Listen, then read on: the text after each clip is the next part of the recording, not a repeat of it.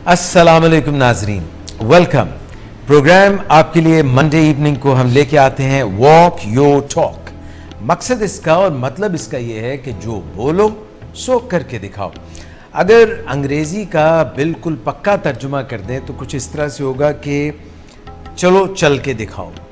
जो कह रहे हो चलो चल के दिखाओ, मतलब उसका ये है कि लोग बातें तो बड़ी बड़ी करते हैं। वो हमारे जो एक एंकर हैं किसी टेलीविज़न चैनल पे आते हैं और उनका बड़ा मखसूस अंदाज़ है बात करने का, तो वो अक्सर ये कहते हैं कि ये तो खुला तज़ाद है। तो ये जो खुला तज़ाद है इंसानों की ज़िंदगियों में, यानी कहते कुछ है, बातें बड़ी भली भली करते हैं। चाहे वो कोई सियासतदान हो या मुझ जैसे कोई एंकर हो या कोई किसी भी शोबा ज़िंदगी से उनका ताल्लुक़ हो, बात करना आसान लगता है। वैसे तो कुछ लोगों को बात करने में भी मुश्किल होती है, तो वो कहते हैं कि बात करनी मुझे मुश्किल कभी ऐसी तो न थी जैसी मुश्किल अब है यारब, कभी ऐसी तो न थी। मगर असल बात यह है कि गल्ला तो हर कोई कर ही लेंदा है, कोई माड़ियाँ, कोई चंगियाँ, कोई मंदियाँ, मगर जब वो बात जो मुँह से निकलती है असर रखती है, ताकत परवाज़ मगर रखती है, तो उस पर जब अमल करना पड़ जाए, उत्थे होणगे अमला दे तराजू ते किसे नहीं तेरी ज़ात पुछनी। यानी कि जो फ़ैसला होगा रोज़े महशर, रोज़े क़यामत, उसमें ये नहीं पूछा जाएगा कि भाई यूँ तो सैयद भी हो, मिर्ज़ा भी हो, अफ़गान भी हो, तुम सभी कुछ हो, बताओ तो मुसलमान भी हो। ये जो इकबाल की शायरी है और उसमें यही बात का बार बार उन्होंने ज़िक्र किया है कि लोग जो हैं कभी ज़ात पात के नाम पर, कभी हसब नसब के नाम पर, कभी अरबी और अजमी होने के नाम पर फ़ौक़ियत लेने की कोशिश करते हैं। मगर असल बात यह है कि जो हम कहते हैं और फिर करके दिखाते हैं, असल बात तो वही है। और अमलों का दारो मदार नीयतों पे है। इन्नमल आमालु बिन्नियात, यानी कि नीयत अगर अच्छी होगी इंसान की तो मंजिल आसान हो जाएगी। मगर नीयत के खोट को तो दुरुस्त करना अपनी जगह ज़रूरी है, मगर साथ साथ ये भी ज़रूरी है कि हम कुछ इर्तका के अमल से, कुछ पढ़ने लिखने के अमल से, कुछ जो है लॉ लगाने के अमल से, कहीं उस्तादों की लोग जूतियाँ सीधी कई साल करते थे तो फिर जाके कुछ इल्म हासिल करते थे। आज दर्स गाहें बड़ी बड़ी हैं और उनमें बहुत सारे तालिब इल्म पढ़ने भी जाते हैं, मगर वहाँ से ऐसे अगर सख्त बात मैं कह दूँ कि गधे के ऊपर अगर हम बहुत लोड डाल दें, डिग्रीज़ और बड़ी बड़ी किताबें रख दें, तो आलिम फाजिल नहीं बनता। खुदा न खास्ता कहीं ये सूरत हाल ना हो कि टेलीविज़न चैनल आपने ऑन किया हो और वहाँ पे कोई मुबाहिसा चल रहा हो, कोई टॉक शो चल रहा हो और वो दस्तो गिरेबान हो और कहने को बड़े रुतबे वाले मुआशरे में बड़ी जो है मसनद पे बैठे हों और एक दूसरे की पगड़ियाँ उछाल रहे हों। या फिर आप कभी ट्रैफिक में देख रहे हों कि बंदे ने टाई शाई लगाई हुई है, वास्केट पहनी हुई है और बड़ा डेकोरम है, मगर जब गुफ्तगू करने पे आया और अगर उसकी मर्ज़ी और मिजाज के ख़िलाफ़ ज़रा सी कोई बात हो गई तो उसने वो मुग़ल्लिज़ात का एक नमूना पेश किया जो शायद आपकी डिक्शन में भी ना हो, आपकी लुग़त में भी ना हो। तो ये जो एक सीखने की चीज़ है, ये भी सीखना ज़रूरी है और अपने किरदार, अफ़कार, गुफ्तार, इन सब को मजमुआ करके उनका एहतसाब करना, अहाता करना और उस पर कायम बाअमल रहना, और अमल भी ऐसा कि बिल्कुल सीधा मुस्तकीम, सिराते मुस्तकीम वाला। अब ये जो सारी बातें मैं आपसे कह रहा हूँ, जो अल्फाज मैं अदा कर रहा हूँ, ये अल्फाज सारे ऐसी कुतब में मौजूद हैं जो सरासर रोशन इल्म है, सरापा इल्म है, सरापा रोशनी है, मगर जब तक वो हमारे ऊपर से छू के बस निकल जाए, मस करके निकल जाए, जब तक वो सरायत करके हमारे सीनों में और हमारे दिलों में रह न जाए, तब तक बात बनती नहीं है। दिमाग की अपनी एक ताकत है, लॉजिक है, मगर दिमाग भी कहीं ना कहीं मिलकर दिल के साथ चलता है, और दिल जो है वो गहवारा है जज्बात का। यानी कि अगर हमें गुस्सा आया है, तैश आ गया है और आग बगूला हो गए हैं हम, तो अक्सर उसकी वजह ये होती है कि हमें लगता है कि जो दूसरा शख्स है ये हमारी बात नहीं मान रहा और ये कुछ गलत काम कर रहा है। अगर हम उसको मुआफ़ कर दें तो हमें ये लगता है कि अगर हमने दरगुजर कर दिया, मुआफ़ कर दिया, तो सारा मुआशरा बिगाड़ का शिकार हो जाएगा और मैं हूँ ठेकेदार, मैंने तो मुआशरे को ठीक करना है। तो उसकी गलती की सज़ा हम ख़ुद को देते हैं और तैश में आ जाते हैं, और तैश जो है ये शैतान का काम है। और तैश में होता ये कि अक्ल जो है वो घास चरने चली जाती है, वो कहीं गिरवी रखी जाती है।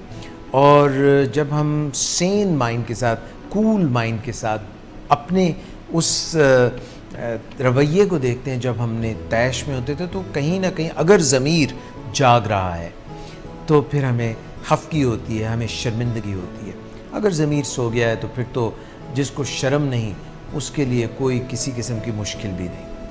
ख़वातीन व हज़रात, 13 अगस्त सन 2018 मंडे, एक और वीक का आगाज़, बल्कि शाम हो चुकी। कल है 14 अगस्त, वो सब्ज़ झंडियाँ, वो कुमकुमे और वो कायदे आज़म की पोर्ट्रेट्स। इकबाल आज भी सर पकड़ के बैठे हुए हैं, वो बेचारे आज़ादी से पहले भी उन्होंने सर पकड़ा था, आज भी सर पकड़े हुए हैं। कायदे आज़म जो हैं उन्होंने जो है सूटेड बूटेड आदमी थे, उन्होंने शेरवानी भी पहन ली, टोपी भी पहन ली। नोट जो हैं उनके ऊपर भी कायदे आज़म मोहम्मद अली जिन्ना मौजूद हैं। मगर हम जैसा हक़ है रिज़्क़ हलाल कमाने का और उनकी तक़द्दुस का और उनकी पैरवी का, जो बातें कायदे आज़म ने बताई, वो कितना हम मानते हैं इसका मुझसे जवाब मत लीजिए। ये आप ख़ुद झांक के देखिए, अपने गिरदोपेश में भी, अपने अंदर भी। और अगर आपको लगता है कि कायदे आज़म की बताई हुई तालीमात और जो उन्होंने वॉक योर टॉक का दर्स दिया था, उस पर अगर हम आज कारबंद हैं मिन हैसुल कौम या फिर इनफरादी तौर पे, तो आप देख लीजिए कि अक़वामे दुनिया में हमारी क्या रैंकिंग है, कॉमिटी ऑफ नेशंस में हम कहाँ पे खड़े हैं। क्या वो अज़ाइम थे, क्या वो वादे थे, क्या वो जोश था, क्या वो सारा एक ख्वाब था इकबाल का, उस पे हमने कितना अमल किया। खुदा न खास्ता वो एक भयानक ख्वाब तो नहीं बन गया, नाइटमेयर तो नहीं बन गया। अल्हम्दुलिल्लाह हमने बहुत कोशिश की, बहुत काविश की। और पाकिस्तान में आपको सच बताऊं, ये मोहब्बत की वजह है, जैसे आपकी और मेरी सांझ है। इस मोहब्बत में पाकिस्तान की धरती के हम मर्द-ओ-ज़न जो हैं, बच्चे बच्चियां हैं, और ये धड़कता है हमारा दिल आज भी सब्ज़ हलाली परचम के बुलंद होने पे। जैसे जैसे वो हवा में फड़कता है, हमारी रूह भी उसके साथ फड़कती है। मगर दिल ये चाहता है कि जिस सतह पे हम हैं वहाँ से हम और भी आगे तरक्की और जो है तमद्दुन में हम और भी आगे बढ़ जाएं। ख़वातीन व हज़रात, आज का प्रोग्राम मेरे साथ शुरका मौजूद हैं। 14 अगस्त की भी बात करेंगे, यूनिटी, फेथ, डिसिप्लिन, कायदे आज़म के बताए हुए 3 ज़रिए उसूल जिनसे ज़िंदगी तब्दील हो सकती है, जिनके ऊपर अमल करके हम वो अपना आइन जो है, वो 73 का आइन जिसकी हम बात करते हैं, आइन तो हमारा बहुत पहले 1400 साल पहले रसूल अल्लाह मोहम्मद मुस्तफ़ा सल्लल्लाहु अलैहि वसल्लम ने जो आइन थमा दिया, उसको जिसने अपने सीने में नहीं उतारा, बस वही दर बदर की ठोकरें खा रहा है, चाहे वो पूरी मुस्लिम उम्मा हो। वैसे तो इकबाल कह के गए थे कि एक हो मुस्लिम हरम की पासबानी के लिए, नील के साहिल से लेकर ताब खाके काशगर। तो काशगर जो है वो चाइना में है और नील का साहिल इजिप्ट में है, और उसके दरमियान जितनी भी ममलकतें खुदादाद हैं, अगर वो उन्होंने कुरान को अपना आइन, अपना ओढ़ना बिछोना और रसूल अल्लाह मोहम्मद मुस्तफ़ा सल्लल्लाहु अलैहि वसल्लम के मुतालिक हज़रत आयशा सिद्दीक़ा रज़ी अल्लाह ताला अन्हा से किसी ने पूछा कि आपकी ज़िंदगी क्या थी, तो उन्होंने कहा कि कुरान ही आपकी ज़िंदगी थी, चलता फिरता नमूना थे आप। कुरान में जो दर्स व तदरीस और जितनी अल्लाह की बताई हुई बातें वही आपकी ज़िंदगी भी थी।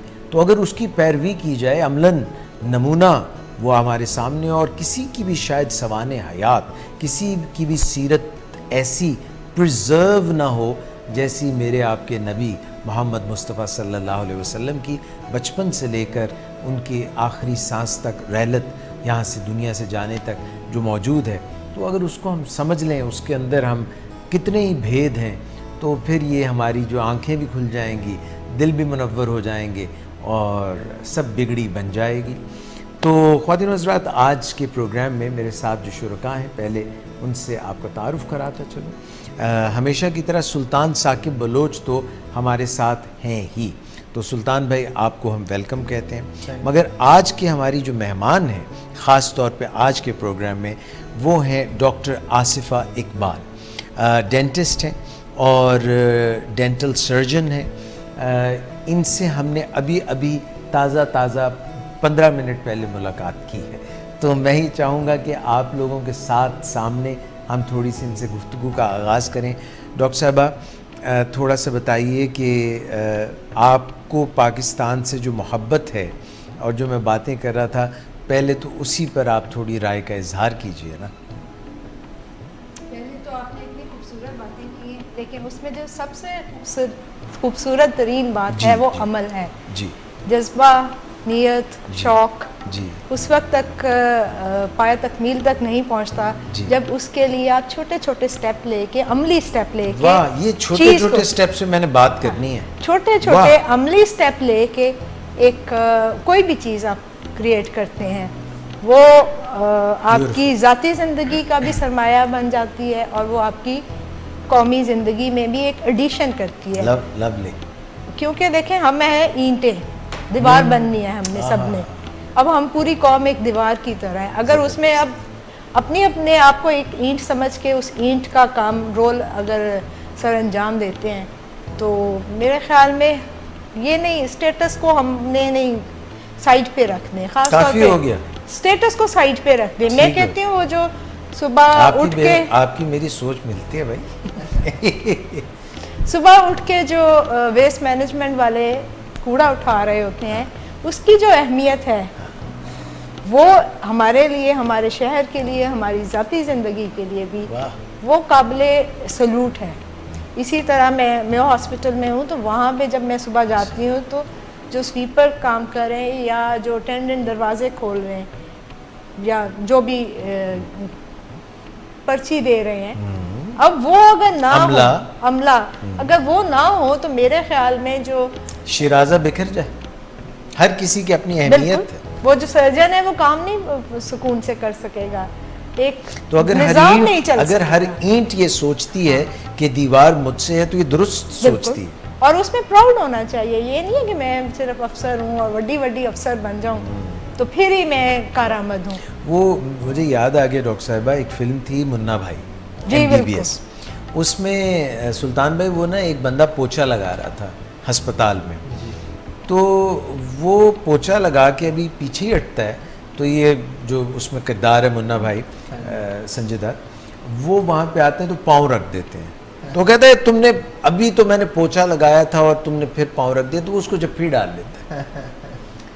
वो परेशान हो जाता है कि यार मैं लो रैंकिंग आदमी, पोछा लगाने वाला, मुझे तो कोई लिफ्ट ही नहीं कराता, मुझे तो कोई किसी को मैं नज़र ही नहीं आता।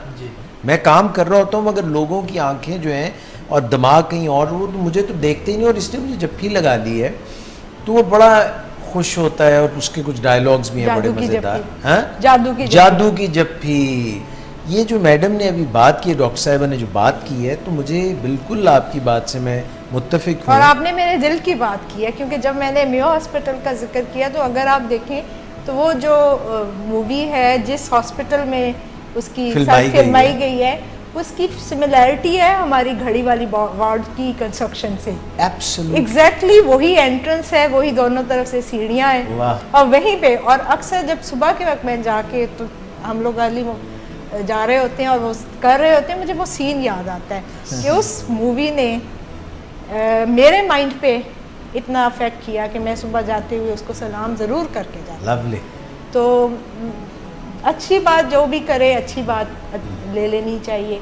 वो मुन्ना भाई ने हमें सिखाया और हमने उसको सीखना चाहिए कि हम इस मुल्क में एक एक शख्स अहम है और टीम वर्क है, और उस टीम वर्क में हमें मैडम दूसरी बात पकड़ ली मैंने आपकी, एक वो जो छोटे स्टेप्स वाली, अब ये टीम वर्क वाली, आप मुझे पॉइंट्स देती जा रही हैं और ये हमने प्रोग्राम में बात करी क्योंकि कायदे आज़म ने ये बातें कही थी, मैं कोरिलेट सिर्फ करूँगा।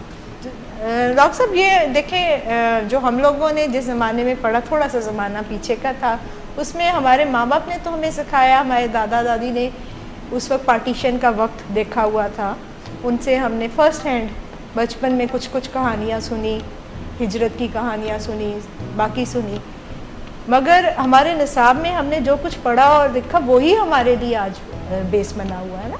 और वही बात है कि हम दुनिया के किसी भी मुल्क में चले जाएं तो मज़ा नहीं आता। मतलब बीइंग अ डेंटिस्ट मेरा काम ज़ाहिर है एक ओरल कैविटी और साथ में ओरल कैंसर स्पेशलिस्ट हूँ मैं, तो वो मेरा नहीं दिल करता कि मैं पाकिस्तानियों के अलावा किसी और को सर्व करूँ।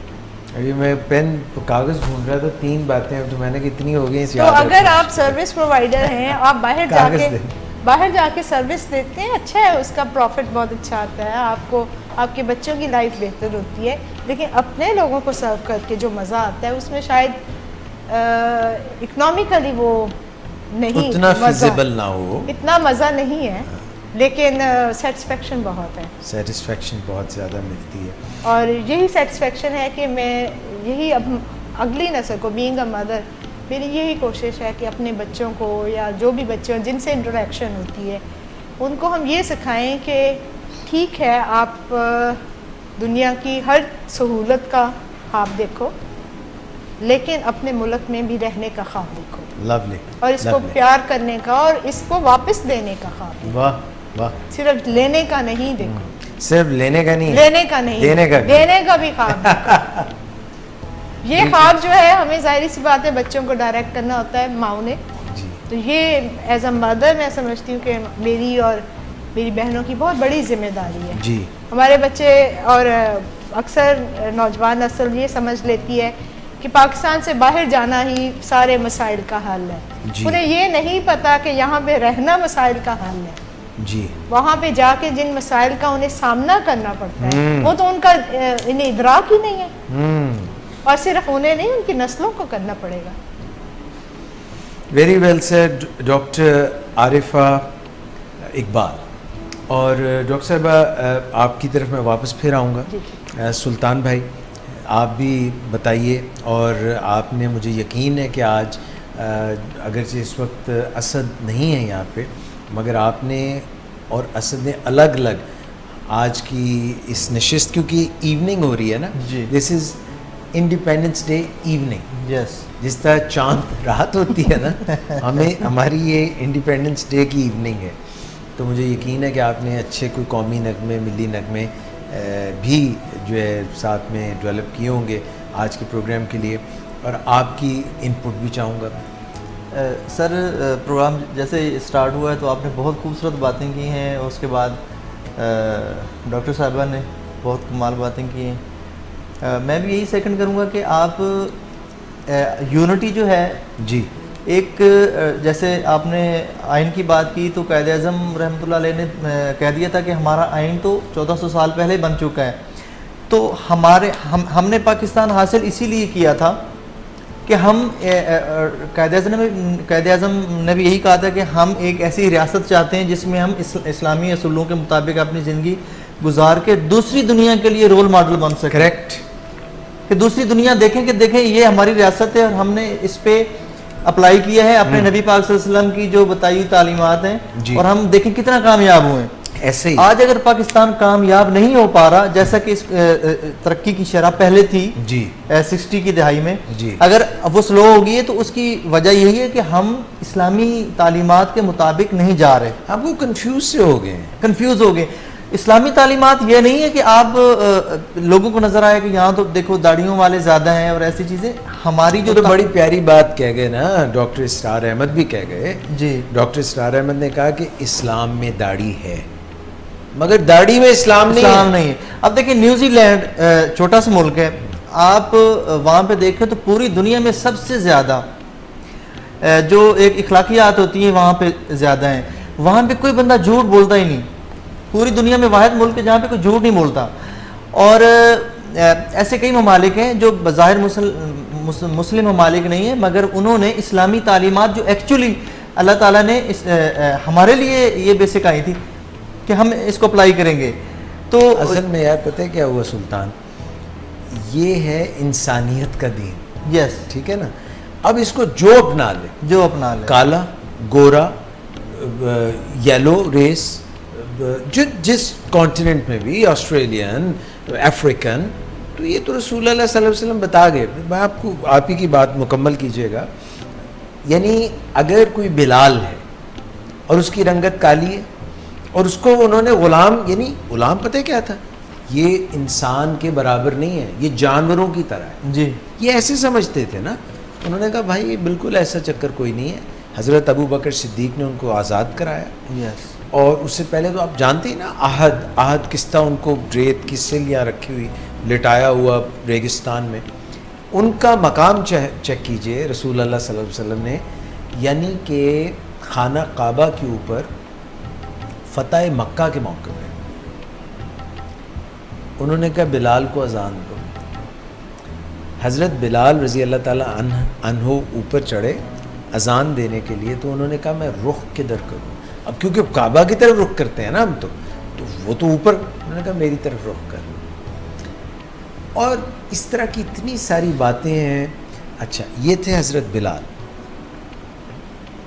ग़ज़वा खंदक का मौका है और समझ नहीं आ रही, इतना सारा दुश्मन, यानी तमाम ट्राइब्स अरेबिया के इकट्ठे होके कुरैश के कबीले के पीछे लग के आ गए और उन्होंने अपने उसमें लिया हुआ है इसको, हिसार में जी, मदीना को।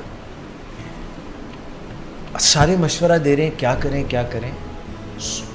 सलमान फारसी, उन्होंने कहा कि खंदक खोदें। रसूल अल्लाह सल्लल्लाहु अलैहि वसल्लम बता के गए कि यहाँ पे ये नहीं है कि कोई फारस से आया है, कोई अफ्रीका से आया है, तुम अरबी हो, कोई अजमी है। असल बात जो है वो इंसान के खलूस, ईमान और मोहब्बत की है। Unity, faith, discipline. ये क्या है? मतलब मैडम, मैं डिसिप्लिन की बहुत सी एग्जांपल्स हैं, मैं फिर आपकी तरफ आऊँगा। ये सिर्फ एक बात कर लूँ, हरम पाक, खाना काबा, हज का मौका हो या कोई और दिन हो, चाहे लाखों का मुज्जमा हो, उधर अजान हुई, अकामत, हय्या अलस सलाह हय्या अलस सलाह, कद कामत सलाह कद कामत सलाह, अकामत हुई। यही मुसलमान जिनमें डिसिप्लिन नहीं है, विद इन मिनट्स लाखों का मुज्जमा, सफ़ों के अंदर दुरुस्त सफ़ों के, कंधे से कंधा मिला हुआ है, पाँव से पाँव जुड़ा हुआ है, डायरेक्शन एक है। दे नो कि एक बात पे हाथ उठाने हैं, हाथ गिराने हैं, हाथ बांधने हैं, झुक जाना है, सजदे में जाना है। यार अगर इसको डिसिप्लिन और ग्रेटेस्ट डिसिप्लिन नहीं कहते तो किसको डिसिप्लिन कहते? बेशक, बिल्कुल ऐसे। मगर जब हम यहाँ पे ट्रैफिक के हालात देखते हैं, मुस्लिम ममालिक में जाते हैं, मुख्तलिफ गवर्नमेंट के और ऐसे सेक्टर्स में देखते हैं, ये मज़हब जिसका आगाज़ ही पता है किससे होता है? तुम सलामत रहो, तुम पर सलामती हो, पीस, अमन। प्लीज़ आप बात करें। मैं तो बात ये कह रहा था कि जब हमने ये रियासत हासिल कर ली हमारे बुज़ुर्गों ने, तो उसके बाद जिस मकसद के लिए हमने ये रियासत हासिल की थी, वो मकसद, उस पर काम नहीं किया गया।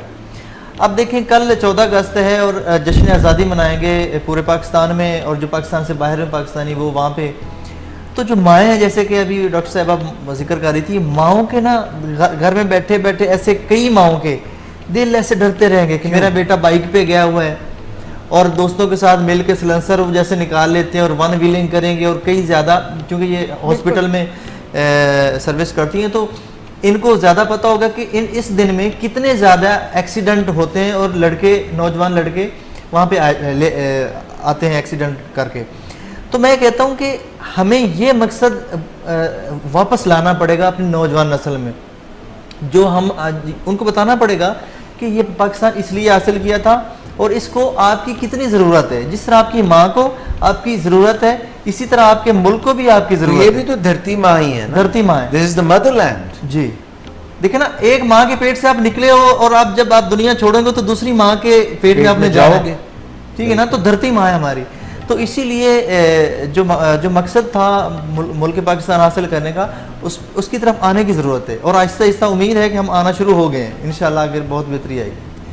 डॉक्टर साहब ऐड कर सकते हैं? जी प्लीज़ बाय ऑल। डॉक्टर साहब ये ना जो अभी बात भाई ने की है, ये this is really a big challenge, ख़ास तौर पे जब आप पेरेंटिंग की तरफ आएँ और आप चाह रहे हैं कि आप अपने बच्चों को अच्छे मुसलमान बनाएं।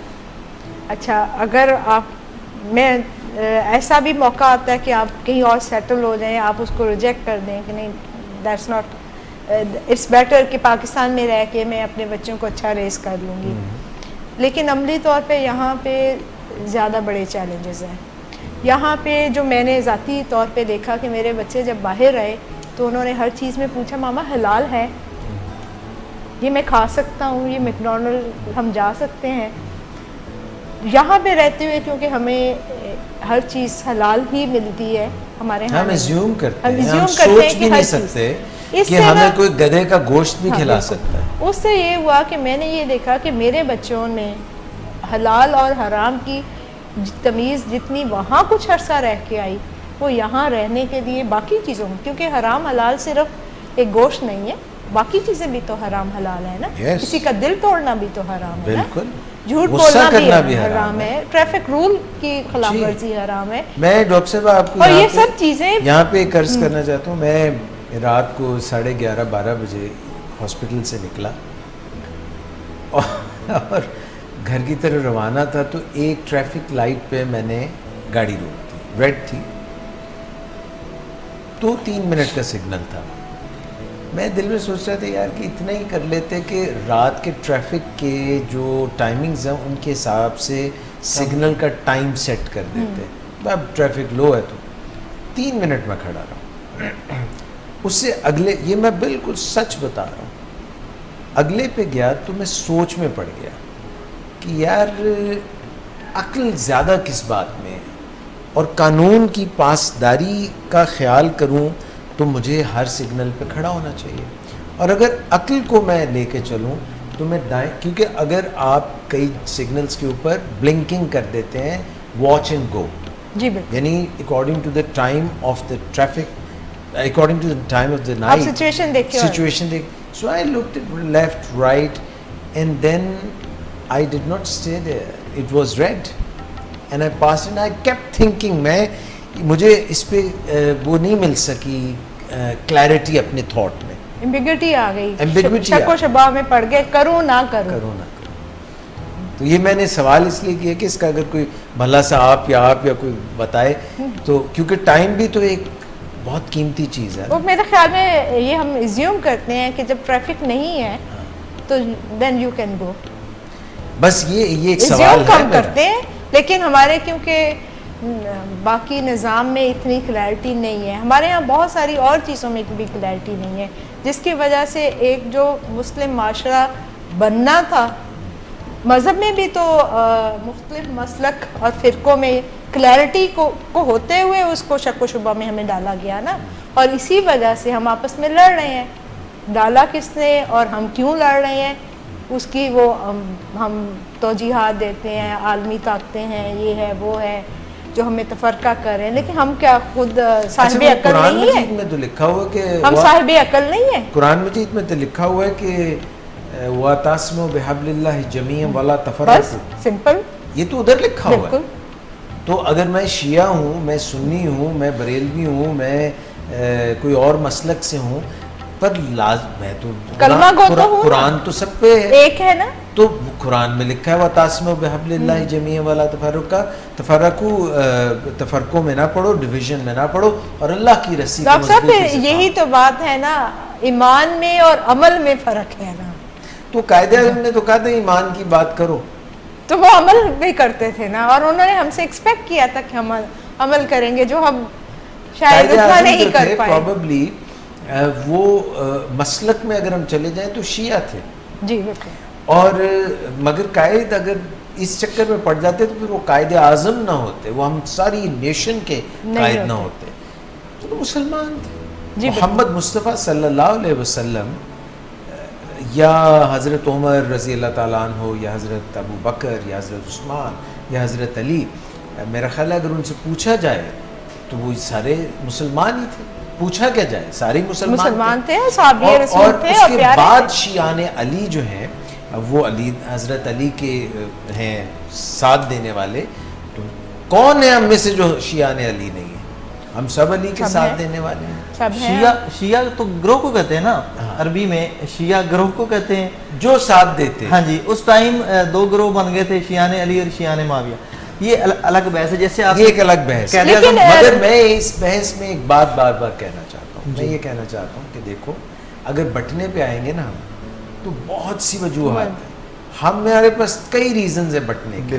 मेरी ज़ुबान का रीज़न मैं बना लूँ, मैं अपने हसब नसब का रीज़न बना लूँ, मगर एक बात याद रखो, अफ्रीका में चले जाओ, गोरे के पास चले जाओ, जिसके पास भी चले जाओ, जब चीरोगे तो अंदर से लाल खून ही निकलेगा। किसी का खून और तरह का नहीं निकलेगा। ये ऊपर की चमड़ियाँ और ये जुबान जो ये जो थोड़ी सी कुछ और जुबान को डायलेक्ट और तो फिर तो हम ये कहेंगे कि साउथ पंजाब का जो है बंदा वो सराइकी बोलता है और सेंट्रल पंजाब का और तरह बोलता है और उधर पोठोहारी बोलता है, तो इसमें भी डिवीज़न कर लो।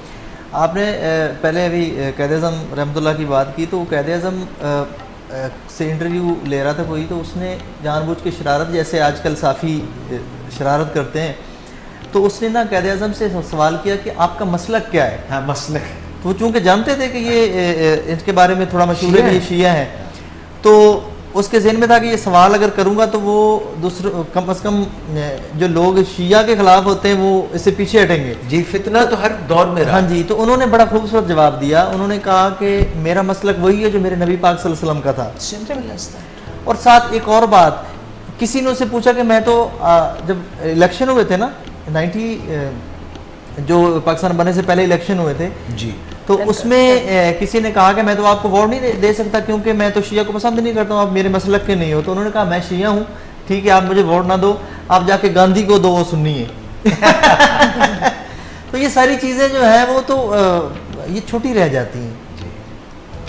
पाकिस्तान ला इलाहा इल्लल्लाह के नाम पे वजूद में आया और हमारी एक होने की रस्सी और एक होने का सबसे बड़ा जरिया यही लफ्ज़ है, यही कलमा, सबका सांझ है। बस अगर ये कलमा जो है ये किसी ने नहीं पढ़ा और फिर दिल में, चलो पढ़ा से ये दूसरा ज़रा हैवी हो जाएगा, पहले मैं पढ़ा जी, ज़ुबान ही हिला दी। मैं माज़रत के साथ आपसे अर्ज़ करूँ, ये सोशल मीडिया जब से आया ना, ये कमाल ही हो गया। बड़े बड़े नाम, इतने बड़े इंटेलेक्चुअल्स और मसनद पे फाइज, ओहदों पे, हुकूमत के, उनसे जब कहा गया कि तुम कुल हो वल्लाहु अहद सूरह इखलास पढ़ो, नहीं आती, पढ़ ही नहीं सके यार। Can you believe that? एक हमारे वज़ीर तालीम थे, उनसे पूछा कि कुरान की कितने सी पारे हैं, सही बता ही नहीं सके। Can you believe it? मैं ऑन रिकॉर्ड है, आप लगाएं इधर नेट पे जाके देख लें। बिल्कुल ऐसा, मैं पिन पॉइंट नहीं करना चाहता। जब तक हम कलमा तो यार पढ़ो ना कि ला इलाहा इल्लल्लाहु मुहम्मदुर रसूलुल्लाह, और फिर ये देखो कि इसमें किस चीज़ की नफ़ी है, नफ़ी किस चीज़ की गई है। कोई भी इलाह नहीं है, कोई इबादत के लायक नहीं है, कोई किसी के आगे सब्जुगेट नहीं होना, किसी के आगे सर नहीं झुकाना माँ सवाए अल्लाह के। ये कह रहे हो आप, once you have done that you are in the fold of Islam, then there is a next thing. हमें इंट्रोड्यूस किसने किया है इस्लाम? किसने कुरान बताया? किसने बताया ये कुरान है, ये ऐसे होता है? किसने बताया? मोहम्मद मुस्तफ़ा सल्लल्लाहु अलैहि वसल्लम ने। तो ये दो चीज़ें, और उन्होंने अगर कह दिया कि भाई this is it, final message आ गया, इस्लाम कंप्लीट हो गया, इसके बाद नबी आने वाला नहीं है, दैट्स इट। कितना फंडामेंटल है। अब भाई अमल का ज़माना आ गया। तो वो जो दूसरा हिस्सा था मैडम डॉक्टर साहिबा जो मैं बात कर रहा था, वो ये है कि सिर्फ पढ़ने के अलावा इसको अंदर जो उतारने की कोशिश है, ये है असल गेम। और ये गलती होती है क्योंकि मैं तो आदम की औलाद हूँ, आप भी हैं, आप भी हैं, हम सभी आदम की औलाद। सारों के वालिद जो हैं वो नबी हैं। हम में से कोई भी नहीं जिसका बड़ा जाके नबी से ना मिलता हो, हम सब नबी की औलाद हैं, every single one of us.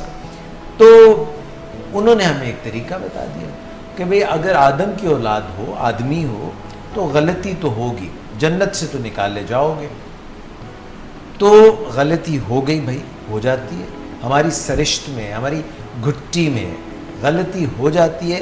गलती का एक बड़ा उपाय है तौबतुन नसूह, आप तौबा कर लें, मान जाएं कि मुझसे गलती हो गई है।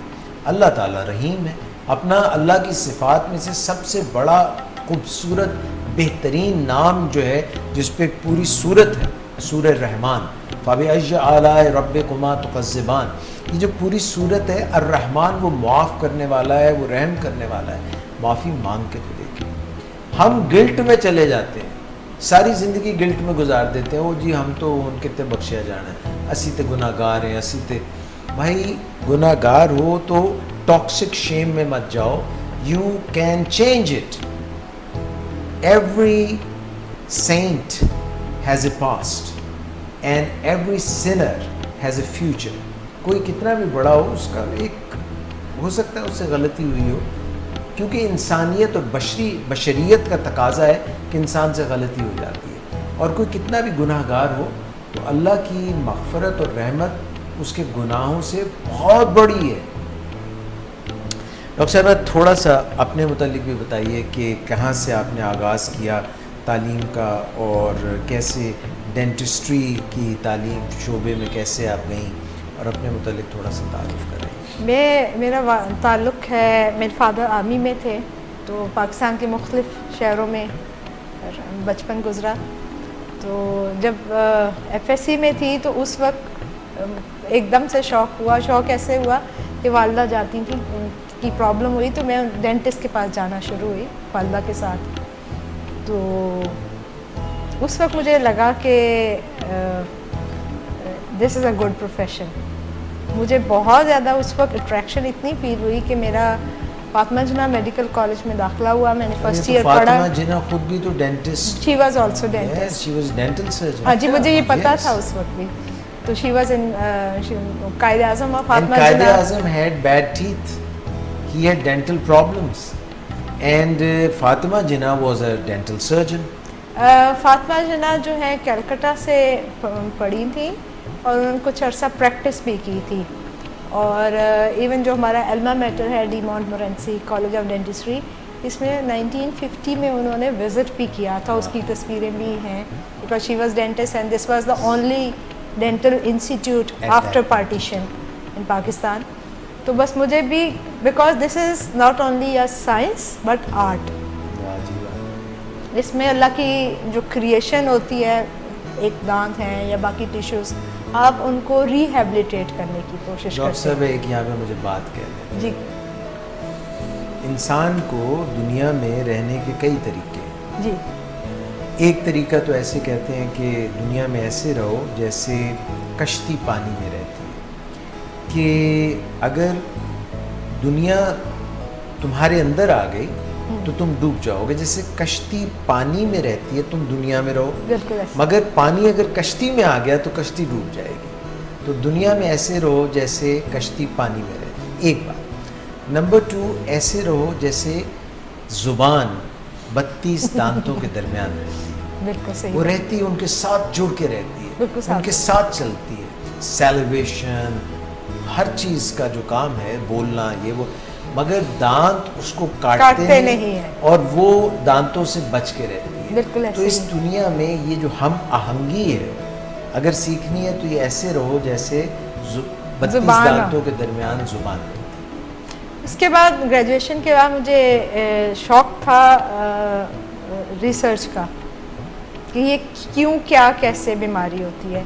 उसमें फिर मैं ओरल कैंसर रिसर्च की तरफ मैंने किया पोस्ट ग्रेजुएशन मेरी ओरल पैथोलॉजी। लोग जो सिगरेट पीते हैं जी और पान खाते हैं और गुटखा खाते हैं और तंबाकू खाते हैं, इन पे भी ज़रा थोड़ा सा बताइएगा।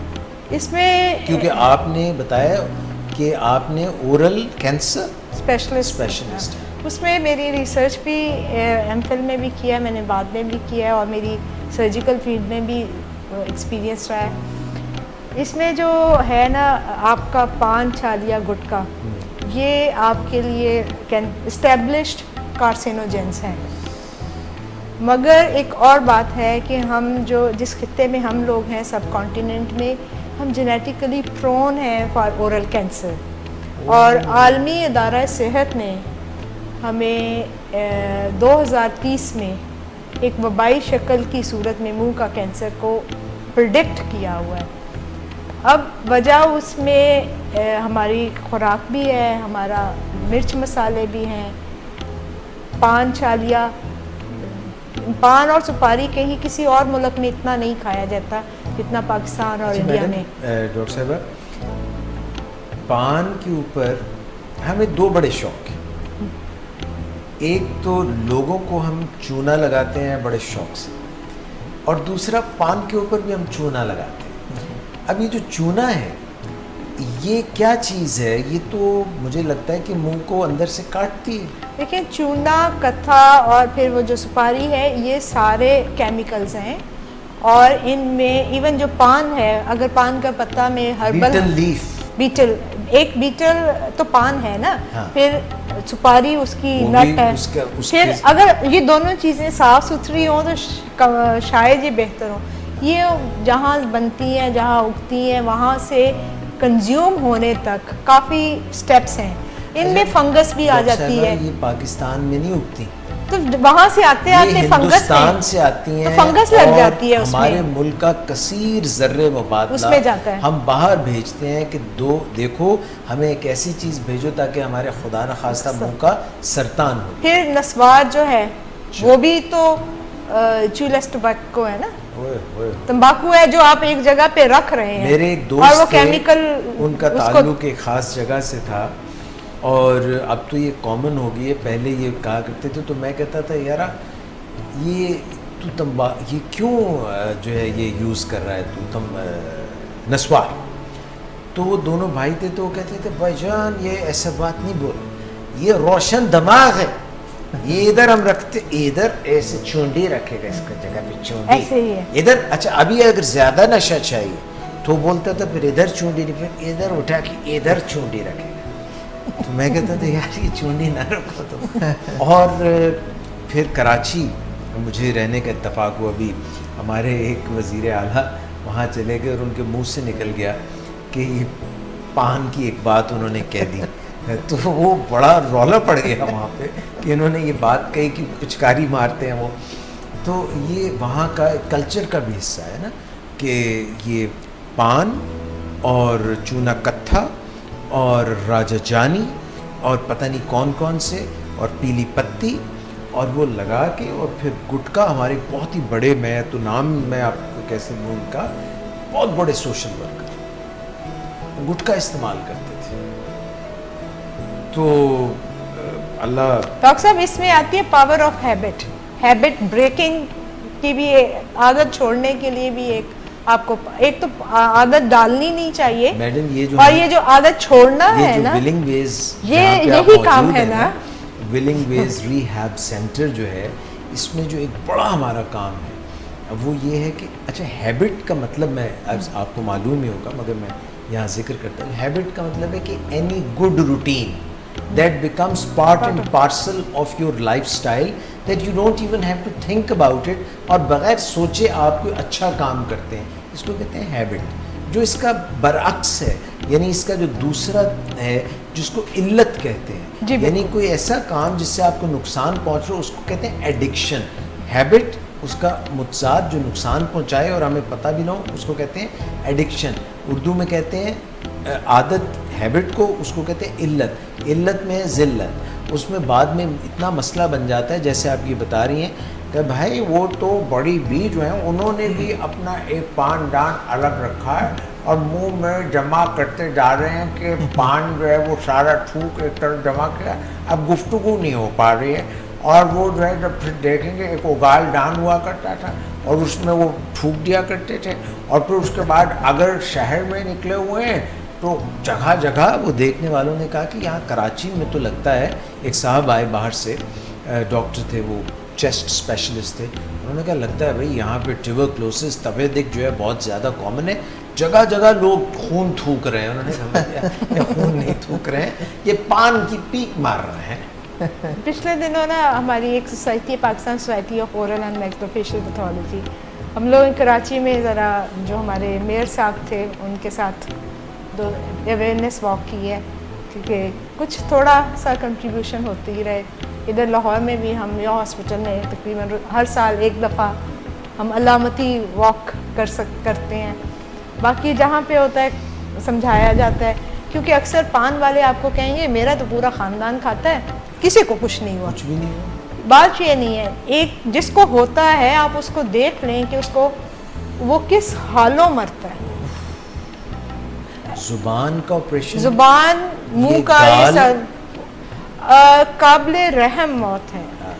मतलब एक अगर जिंदगी है भी, पता क्या डॉक्टर साहब भाई, ये वो चीज़ है जो प्रिवेंट हो सकती है, जी प्रिवेंट हो सकती है, जिसको हम खुद अपने ऊपर ओढ़ लेते हैं। और इसी का अगर हम दूसरा एंड देखें तो देखें जो आपको ओरल हाइजीन इंस्ट्रक्शंस बीइंग 5 वक्त नमाजी कि हर दफ़ा मिसवाक करें, आप वो उसको अडॉप्ट कर लेना। आप कलमा गो हैं, आप सुन्नत पे अमल करना चाहते हैं, आप उसको करें। आप एडिक्शन को, यानी कि आप ये देखें रसूलुल्लाह सल्लल्लाहु अलैहि वसल्लम अगर मुश्किल ना होता, उम्मत का ख्याल ना होता तो वो हिस्सा होता वज़ू का। यानी आप ये देखें कि सिर्फ उम्मत की आसानी के लिए नहीं, आसानी तो मगर लेकिन ये कि सुन्नत है कि उसको आप करें। वो हर वक्त जब नमाज पढ़नी है, जब वज़ू करना है, नमाज पढ़नी है, वज़ू करना है, अगर वज़ू टूट गया है तो वज़ू करें, जल्दी करें। और वज़ू ताज़ा, और उसका पहला काम है कुल्ली करना। वज़ू में ताज़ा करने में एक फजीलत, और उसमें जो है कुल्ली कर रहे हैं आप, 3 दफ़ा माउथ रिंस कर रहे हैं, अगर आप मिसवाक कर रहे हैं, ज़बरदस्त जो ट्रिक्स थी उनके अपने मुख्तलिफ़ फ़ायदे हैं। चले दौर चला गया, टूथब्रश आ गया, टूथपेस्ट आ गई। डॉक्टर साहब अब ये बातें कहाँ से कहाँ चली। ये जो टूथपेस्ट है, मुझे बताइए ये टूथपेस्ट में अच्छी वाली कौन सी है, बुरी वाली कौन सी है? बड़ा कंट्रोवर्शियल है। किसी में फ्लोराइड ज़्यादा है। मुझे थोड़े दिनों पहले एक ख्याल गुजरा, and correct me if I am wrong, मैंने कहा यार एक तो नमक हो, मीठा सोडा हो, बेकिंग पाउडर और फटकड़ी हो। फटकड़ी बुरी है ये हमें बताना है ना, मुझे तो नहीं पता। और मैंने ये ऐसा सोचा कि फटकड़ी हो और ये 3 चीज़ों को हम मिक्स कर लें और ये अगर हम दांतों पे मारें तो इनका फ़ायदा। अब मुझे आप बताइए।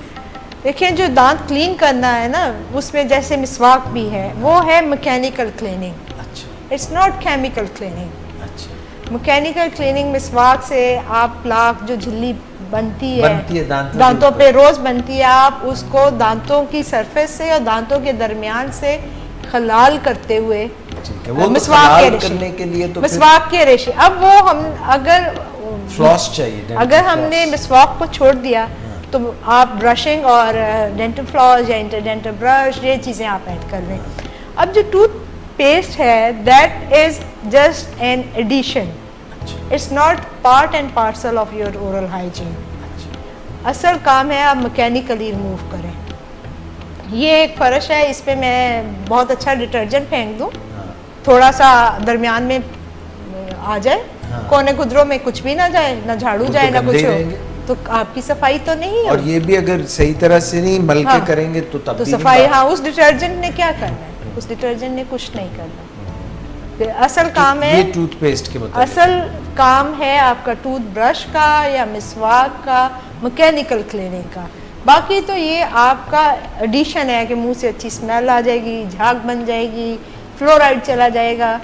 तो इसमें जो मेरा आपसे कहना है कि टूथपेस्ट कोई भी लॉन्गर टर्म में आप एक ना इस्तेमाल करें। करें और मेडिकेटेड मत यूज करें। मेडिकेटेड ना करें लोग, वो तो इश्तिहार इतने तो वो तो इश्तिहार है, तो फिर कमाई नहीं करनी है। कमर्शियल मेडिकेटेड नहीं, सेंसिटिव टीथ, ठंडा गर्म लग रहा है, ठंडा गर्म लग रहा है, उसके लिए हम कहते हैं कि फ्लोराइड वाली टूथपेस्ट ले लें। फ्लोराइड के ऊपर भी बड़ा है कि वो ले क्वांटिटी अंदर जा रही है। हाँ, लेकिन वो कुछ इलाके हमारे ऐसे हैं जहाँ पे फ्लोरोसिस की बीमारी है, जैसे मियाँ वाली या कसूर, जहाँ पे ऑप्टिमम फ्लोराइड लेवल से बहुत ज़्यादा है, तो वहाँ पे हमारी डेंटल डिजीजेस हैं, उनके एनेमल प्रॉपरली फॉर्म नहीं होता। एनेमल जो है ये ऊपर, और डेंटिन वो क्या होता है? वो तो अंदर होता है ना, एनेमल तो बाहर वाला है ना। अच्छा, चमकदार, मजबूत, डायमंड हार्ड, खूबसूरत, और अंदर एक डेंटिन है जो जिंदगी को प्रोटेक्ट कर रहा है, जो पल्प है, अंदर पल्प है। तो असल चीज़ मैकेनिकल क्लीनिंग है, इट्स नॉट केमिकल क्लीनिंग।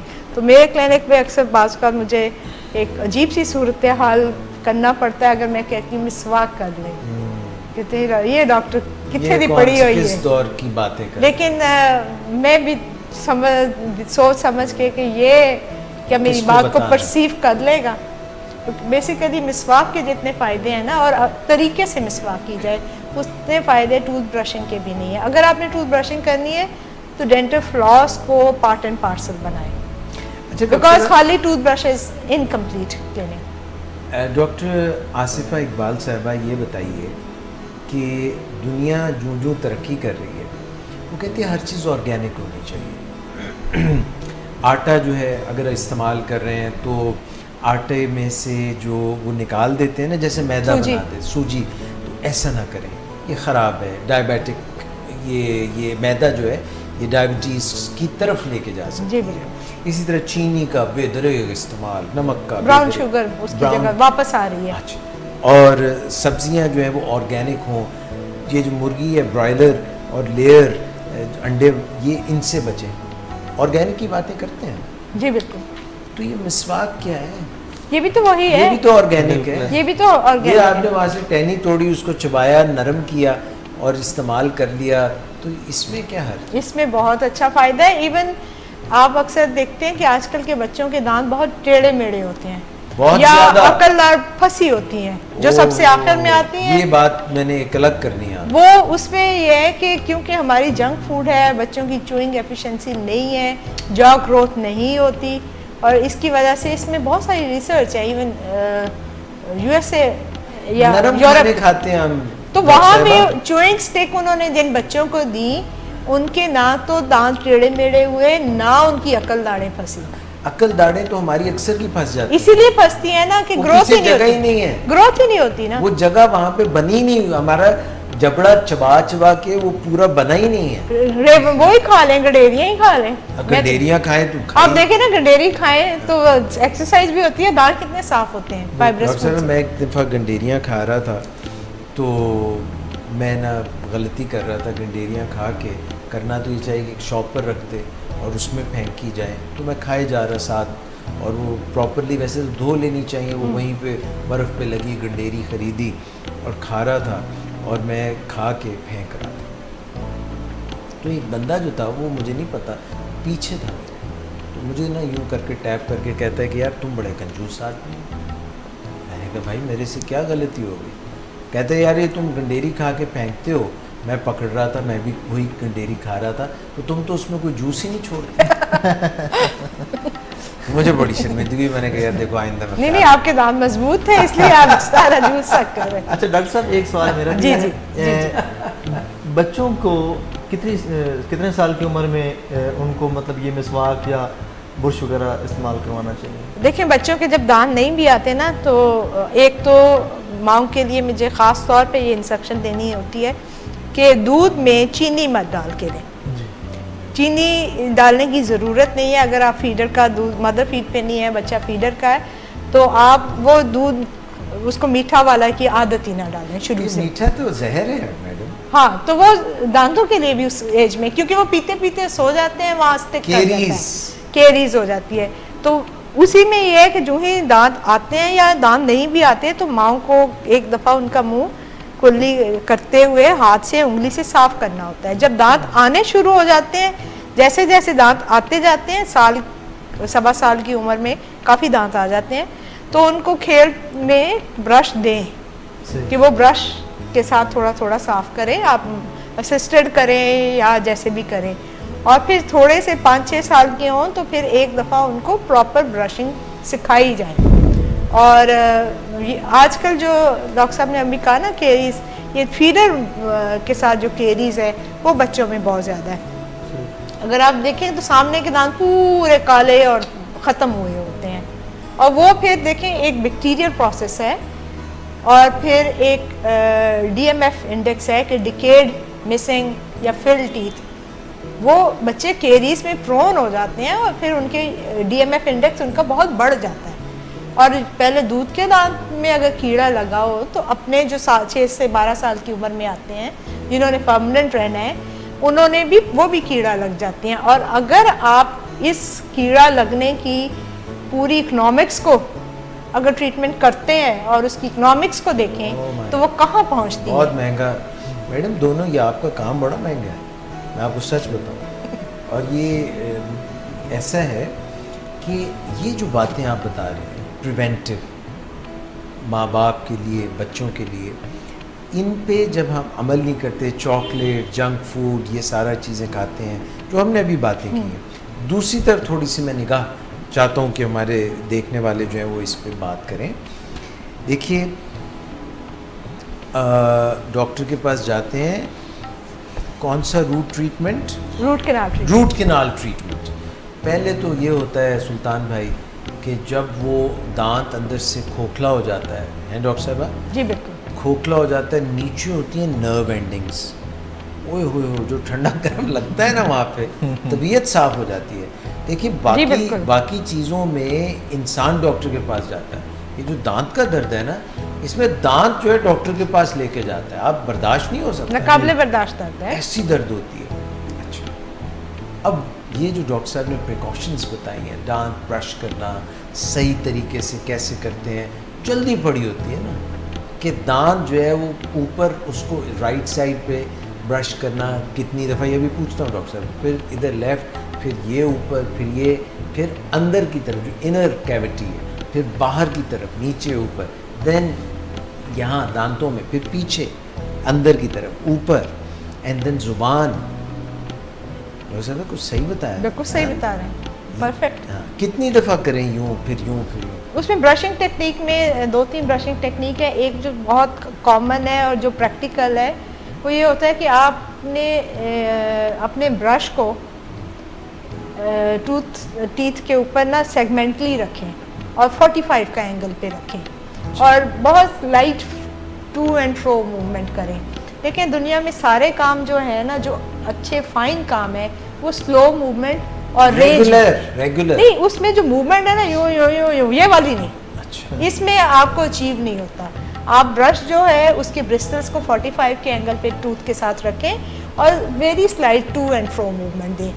जोर जोर से करने से कुछ नहीं अचीव होगा सिवाय आपके मसूड़े जख्मी होंगे। और सेगमेंटली 2-3 दांतों को के ऊपर रखा, फिर आगे अगले अगले मूव करें, फिर इसी तरह दूसरी तरफ करें, अंदर की तरफ करें, और दांतों के दरमियान से जो खलाल है वो बहुत ज़रूरी है। ख़ास तौर पे जो लोग गोश्त खाते हैं और उनकी दांतों में वो फंस जाता है और वो बहुत ओवरनाइट जी, क्योंकि देखिए टीन एज में जो है, टीन एज तक दांतों की जो ओक्लूजल सरफेस है उस पे कीड़ा लगता है, बाद में दरमियान में से कीड़ा शुरू होता है, वो खाना जो फंसता है और जिसका खलाल नहीं होता, फ्लॉस नहीं होता, उसकी वजह से खलाल करना बड़ा। और देखें, प्रिवेंशन इज ऑलवेज ईजियर। पैसों की वाइज अगर आप देखें तो इट्स वेरी डिफ़िकल्ट कि जब सब कुछ एडवांस चला जाए और फिर आप कराएं। इसलिए मैं कहती हूँ कि इवन ओरल कैंसर में या डेंटल डिके में, ये दोनों चीज़ें ऐसी हैं जिसमें अर्लियर ट्रीटमेंट बहुत सादा है, बहुत आसान है, मरीज़ के लिए भी, पैसे वाइज भी, और ज़िंदगी में कोई इतना चैलेंज नहीं होता। जब चीज़ें बहुत बढ़ जाती हैं बाद में तो फिर वो सुन करने के लिए जो टीका लगता है लोगों की, उससे जान निकल जाती है।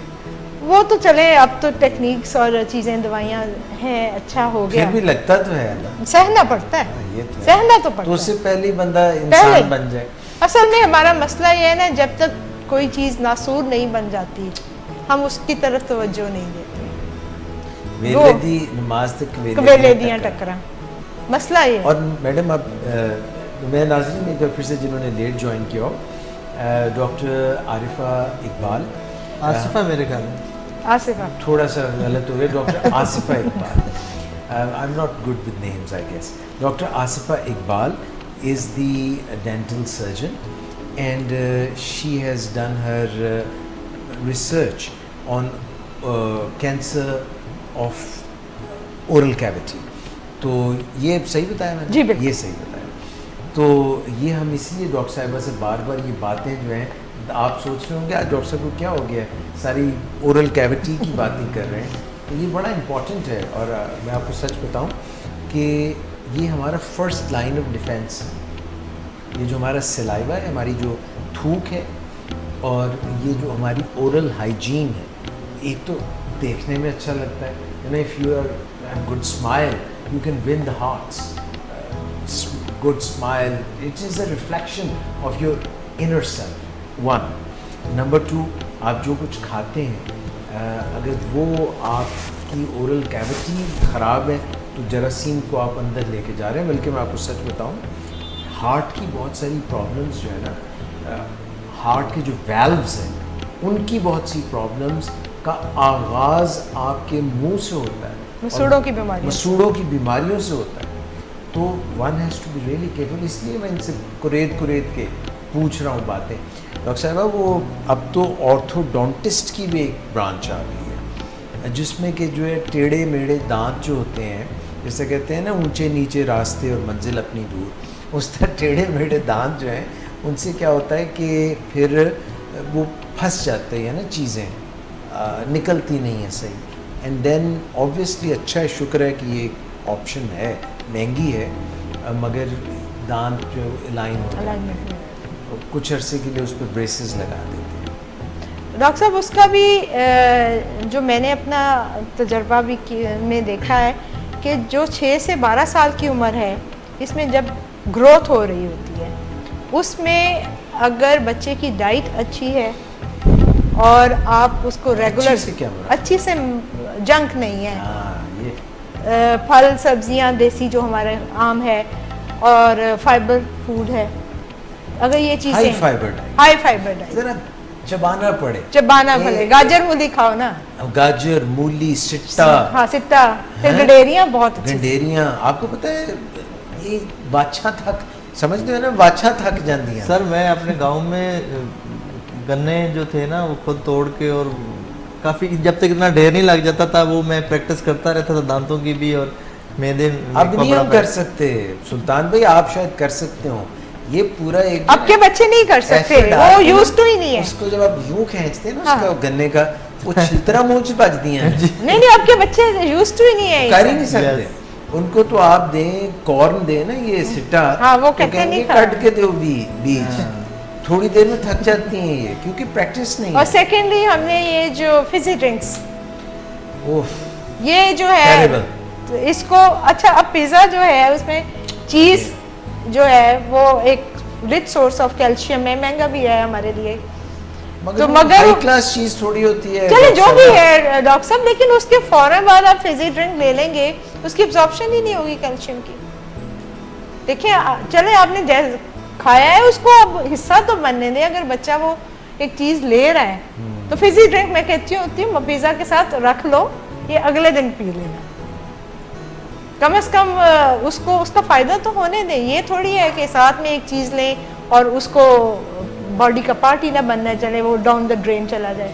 डॉक्टर साहब 3 चीज़ें ऐसी बता दें जो बच्चों और बड़ों के लिए है कि ये खाने या पीने से आपके दांत देर तक मजबूत रहते हैं, जिनकी वजह से आप जरासीम का हमला जैसे कीड़े का सबसे पहली बात है आपकी ब्रशिंग हैबिट, दूसरी बात है कि रेगुलर चेकअप्स, ये रेगुलर चेकअप्स अगर ये नहीं है कि आपको प्रॉब्लम है आप जाएं, आप साल बाद एक दफ़ा पूरी फैमिली को किसी की तरफ ले जाएं, आप डिस्काउंटेड सा पैकेज कर लें कि ये मेरे बच्चों में और मेरे में देखें कि कोई चीज़ ख़राब तो नहीं होना शुरू हुई, वो अगर ख़राब होना शुरू होती है आप उसको उसी वक्त डील करें। स्टिचिंग टाइम सेव्स 9, क्योंकि उसके बाद जो है जब प्रॉब्लम फुल स्वेलिंग और बस उसके साथ देखें फिर तो हमारा लाइन ऑफ ट्रीटमेंट ही फ़र्क हो गया ना।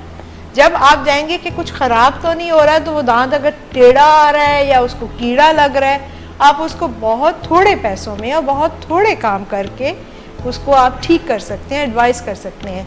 तीसरा ये है कि healthy diet, healthy and disciplined life, क्योंकि डिसिप्लिन लाइफ जो है ना वो हमने फेथ, यूनिटी और डिसिप्लिन भी अगर हम आए तो हमारी ओरल हाइजीन है, दैट आल्सो रिक्वायर डिसिप्लिन। कैसे कोरिलेट करें? It's discipline. आप रात को ये नहीं है कि बच्चे जो है आधी आधी रात तक हम लोग होम डिलीवरीज करा के पिज़्ज़ा और बर्गर खा रहे होते हैं, फिर उसी तरह बैठे बैठे सो गए। That's not discipline. Discipline is कि आप खाना टाइम पे खा के, ठीक है आपने मीठा भी खा लिया, चॉकलेट भी खा ली, उसके बाद आप ब्रश करने जाएं और टाइम पे सोएं।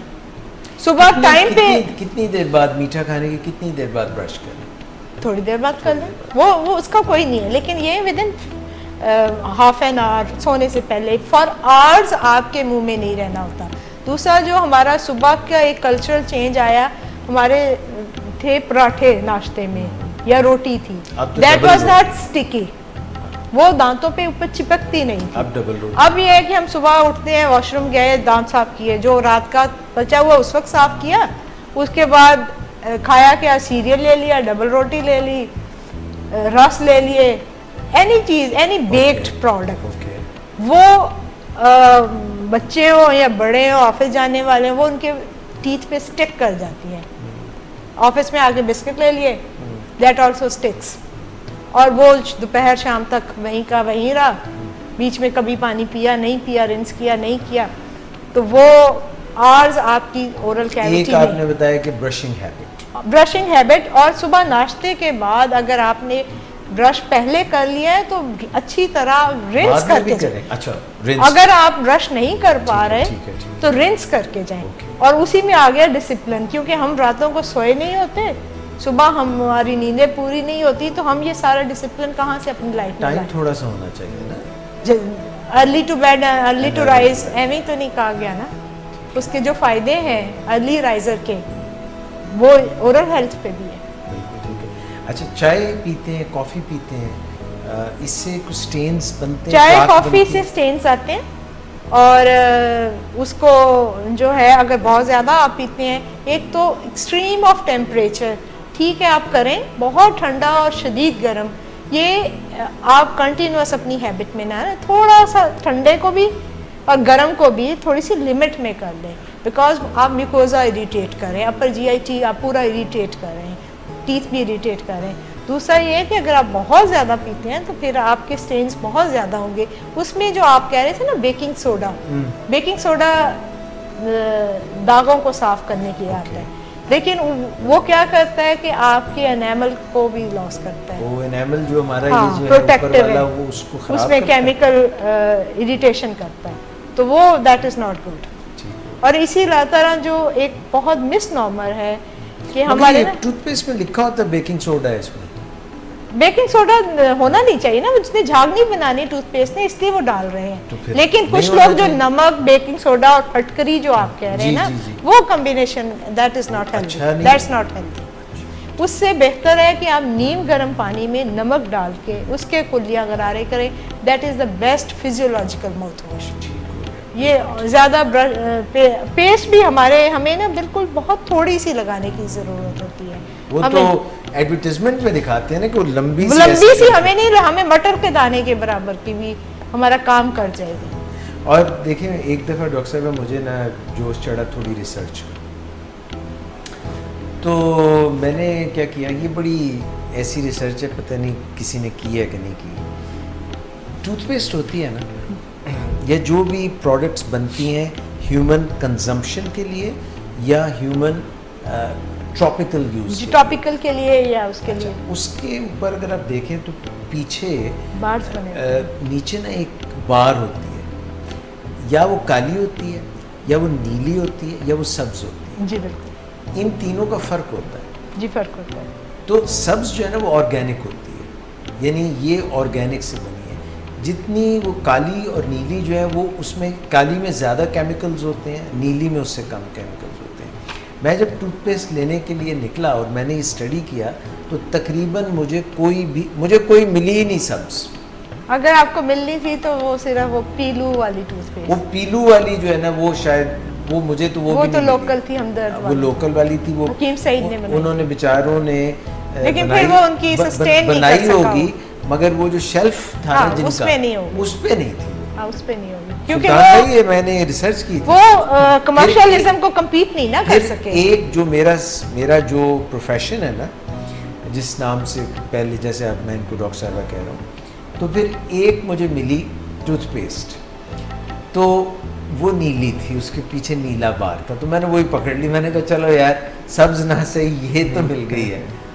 तो अब वो इस तरह से ये भी एक फैक्टर था, मैंने कहा आज मौका मिले तो डिस्कस कर लो। जैसे पीलू है या नीम है, या एक हमारा और बहुत है नीम की छाल जो सख जिसे कहा जाता है, दंदासा। दंदास मैडम, वो दंदासा कहाँ गया जो पेशावर से मेरी खातिर दंदासा लाना, वो किधर गया दंदासा? वो ख़वातीन बड़ा यूज़ करती थी। दंदासा बहुत अच्छा पेरिडोंटल डिजीज़, गम डिजीज़ के लिए बहुत अच्छा है, लेकिन दंदासे का जो मैंने अपनी थोड़ी सी रिसर्च करके देखा, उसके लिए बेटर है कि आप उसको पूरी रात भिगो लें, ताकि उसका जो बहुत ज़्यादा स्ट्रिंजेंट इफेक्ट है वो कम हो जाए, उसका रंग कम हो जाए। वो लगता है वो ड्राइनेस करता है, पूरा मिकोजा को ड्राई कर देता है, but that has very good antiseptic properties. लेकिन ये है कि वो जो उसका रंगत है, रंगत लाल और सारा हो जाता है, वो उसके लिए कि ओवरनाइट आप भिगो दें, फिर कम हो जाएगा, फिर कम हो जाएगा। मैडम और तो आप ये देखिए कि ये जो मेहंदी हिना जैसी चीज़ है ये भी ख़राब करती है। बच्चियाँ लगाती हैं, ख़वातीन लगाती हैं केमिकल से तेज़ रंग करने के लिए ना, कि उतरे ना और रंग बड़ा चढ़े। मेहंदी तो वो मेहंदी है ही नहीं ना, अब तो वो केमिकल है ना। वो कई लोगों की स्किन ख़राब कर दी उसने। परमानेंट, बहुत सारे डर्मेटोलॉजी डिपार्टमेंट में परमानेंट स्किन जो है एलर्जीज और स्किन बर्न, और वो ऐसा बर्न है कि वो बड़ा मुश्किल है। मैंने भी ये महीना पहले लगवाई थी, ये देखने अभी तक उसका असर रहेगा। अभी एक वहाँ से हिली नहीं है वो, और मैंने फ़ौरन धो ली थी और बहुत कह के कहा था कि भाई मेरे कोई केमिकल ना हो। नहीं बाजी, हर्बल है हमारी, और बड़े शौक से लगवाई थी। लेकिन ये है कि मैं भी पाकिस्तान हूँ, तू भी पाकिस्तान है, लेकिन जो कह रहे हैं वो हो नहीं रहा ना। अगर मैं कह रही हूँ ना कि ये हर्बल है, आप मेरे से पैसे ज़्यादा ले लें, मुझे वही चीज़ दें जो मैं मांग रही हूँ। लेकिन यहाँ पे बस हमारा मुल्क है, हमें बहुत प्यार है। क्या लगता है आपको डॉक्टर साहबा कि जब हम किसी को जो चीज़ दे रहे हैं, चाहे वो एज ए डॉक्टर प्रोफेशनल हो, या वो सेब बेचने वाला हो, या वो रेडी वाला हो, मैं इसमें कैद नहीं है, पाकिस्तानी है ना, मुआशरे की इकाइयाँ हैं, मुआशरे की मुख्तलिफ लोग हैं, उनके साथ मिल के मुआशरा बनता है। अल्लाह के लिए क्या मुश्किल था, सबको एक जैसा बना देता, सबके पास एक जैसी इकोनॉमिक पावर होती, कोई किसी को मुंह भी ना लगाता, कोई किसी का काम ही ना करता। तो अल्लाह मियाँ ने थोड़ा सा ना एक दूसरे का रखने के लिए, भाई कि तुम ये कर लो, तुम वो कर लो, तुम ये कर लो, तुम्हें पैसों की ज़रूरत है, हिल लो, तुम निज़ाम बना दिया ना, एक बस दुनिया ने चलाना है ना, चलाना है। अच्छा, अब ये सारे में जब हम समझते हैं कि ईमान की बात, फिर कायदे आज़म की ईमान ही नहीं है कि राज़िक तो अल्लाह की ज़ात है, जिसने पैदा किया उसने रिस्क भी देना है। अच्छा, रिस्क का मतलब अक्सर हम ये समझते हैं कि रोटी है, पैसा है। Risk is everything, your children, your peace, आपकी ज़िंदगी में जो सुकून है, और ये सारी चीज़ें, आपका खाना पीना, आपकी लाइफ लग्जरी, ये रिस्क एवरीथिंग। अच्छा, अब वो 4 पैसे के लिए क्या करता है कि सेब की पेटी ख़रीदी, आपने आम की पेटी ख़रीदी। डॉक्टर साहब भाई ये लंबी कहानी छिड़ जाएगी। हम तो ऐसे लोग हैं मज़ेदार कि कच्चा फल तोड़ लेते हैं। आम था ना, अभी सीज़न चल रहा था, कच्चा फल तोड़ लेते हैं, अभी सीज़न चल रहा है, बल्कि कच्चा फल तोड़ लेते हैं, फिर उसको पकाने के लिए उसके अंदर एक ऐसी चीज़ रखते हैं which is highly poisonous, some carbide, ये आम है सुल्तान हाँ भाई जी, ऐसी पता नहीं उसका उर्दू में एक नाम है, मेरे जहन से उतर गया। वो एक पोटली सी रख देते हैं, पैल कहते हैं। अच्छा, वो जो रख देते हैं उससे क्या होता है कि वो उसके अंदर एब्जॉर्ब हो जाती है। आपने देखा कभी आप आम खाएं आपको गले में लग जाता है? ये आम नहीं लगता भाईजान, वो केमिकल लगता है। ये वो केमिकल लगता है जो उसको तेज करने के लिए प्रोसेस लग जाता है। तो ये एक लेयर है आम की ऊपर वाली बेहतरीन, नीचे गले सड़े। ये सिर्फ लीडर नहीं है, माफिया करप्ट पॉलिटिशियंस नहीं है भाईजान, आवे का आवा बिगड़ा हुआ है। डॉक्टर साहब इसीलिए तो इशफाक अहमद साहब ने कहा था कि इस मुल्क को जो हम कहते हैं कि तालीम आम हो जाए, तो तालीम जो पढ़ा लिखा है उसने गैर पढ़े लिखे से ज़्यादा नुकसान पहुंचाया है। और अगर हम जो हम कहते हैं कि गरीब, अगर वो गरीब है कोई बात नहीं है, ये अल्लाह की तकसीम है, लेकिन जब हमने रोज़े जज़ा जाना है तो उसमें हमें यही सब सवाल होने हैं, वो गरीब से भी होने हैं, अमीर से भी होने हैं। हलाल रिस्क जो भी हम बात कर रहे हैं, बीच में एक गला सड़ा रख देना, तो हमारे पास तो फिर उसमें सुन्नत की पैरवी है। हमारे नबी पाक सल्लल्लाहु अलैहि वसल्लम एक ताजिर भी थे, उनके तिजारत के भी कुछ असूल थे, पर वो तो बड़े कामयाब ताजिर थे। हाँ, तो वही असूल हम नहीं अपनाते। अब देखिए इवन मेडिकल हजरत अबू बकर सिद्दीक, हजरत उस्मान गनी और एक और नाम बड़े मशहूर, उन्होंने मुलाजिम रखे हुए थे अशरफियाँ गिनने के लिए, पैसा ख़त्म ही नहीं होता था, वो बेचारे सारा दिन गिनते रहते थे। अच्छा, जब अल्लाह मियाँ के रसूल मांगते थे उनसे कोई हेल्प, तो वो कहते थे हाँ सब कुछ ले ले, फिर आ जाता था। वो जितना सदका खैरात करते तो उससे कहीं ज़्यादा आ जाता था, क्योंकि ये तो ईमान की बात है, फेथ की बात है, और कोई घटिया हरकत नहीं, सारी चीज़ें बता के कि इसमें ये नक्स है। तो यही चीज हमारे बता देते थे कि भाई ये इस तरह का है, ये इस तरह का है, ये इस तरह का, इनमें से आप जो चुन लो। हम यहाँ से चाइना जाते हैं, चाइना जाके वो कहते हैं भाई वाह ज़बरदस्त, पाक चीन दोस्ती जिंदाबाद। वो जाके बताते हैं यार इसमें सबसे घटिया माल किस में लगता है, वो कहते हैं इसमें लगता है, कहते हैं शाबाश बना दो, हम यही पाकिस्तान लेके जाएंगे। हैरान हो जाते हैं, कहते हैं यार ये मुसलमान, ये पाकिस्तानी, ये क्या। तो भाई हम बदलेंगे तो सब बदलेगा। सिर्फ नुक्ता चीनी करने से अगर इजाज़ कुरैशी सिर्फ यहाँ पे बैठ के ये बातें करता है और अंदर से ऊपर से उजले कपड़े पहन लेता है और अंदर से दिल काला है, तो कुछ नहीं बदलने वाला। अपनी आल औलाद पाकिस्तान जो फ्यूचर है वो फिर ये होगा, ये बातें ही रह जाएंगी, कब्र में चले जाएंगे और फिर सिर्फ बातें रह जाएंगी, उधर भी कोई नहीं आएगा, फातिहा भी नहीं नसीब होगी। ये हमें सोचना है। पाकिस्तान की कल यौम आज़ादी है और ये जितनी भी हम बातें कर रहे थे, इनका मकसद यही था कि हमने सोचना है, हमने बदलना है। ये डॉक्टर साहब अभी बात कर रही थी, न्यूजीलैंड का जिक्र कर दिया इन्होंने कि वहाँ पे बहुत ज़्यादा जो है ईमानदारी है, झूठ नहीं है, सच्चाई है और ऑनेस्टी है। और मैं जापान का अक्सर ज़िक्र करता रहता हूँ और फिर यूरोपियन दूसरी अक़वाम जो हैं उनका ज़िक्र करता रहता हूँ। जहाँ जहाँ भी झूठ आ जाएगा वहाँ पे करप्शन आ जाएगी, वहाँ पे घुन की तरह मुआशरा अंदर से दीमक की तरह चाटा चला जाएगा। बहुत सारी भारी भरकम बातें कर ली, थोड़ी सी जोश जज्बे वाली बातें करें, मगर सुल्तान साकिब बलोच ने अभी बताया कि वन व्हीलिंग से बचें और घटिया हरकतों से बचें। पाकिस्तान का मकसद जो है वो यूनिटी है, फेथ है, डिसिप्लिन है। मैं आपको एक गाने की तरफ लेके जाऊंगा, एक मिली नगमे की तरफ लेके जाऊंगा। असद असगर साहब ने कल हमें जो है हमारे लिए ख़ास रिकॉर्डिंग की और उन्होंने कहा कि ये मेरी तरफ से एक थोड़ा सा छोटा सा तोहफ़ा है फॉर 14 अगस्त। तो आइए उनसे सुनते हैं असद असगर की आवाज़ में पाकिस्तान।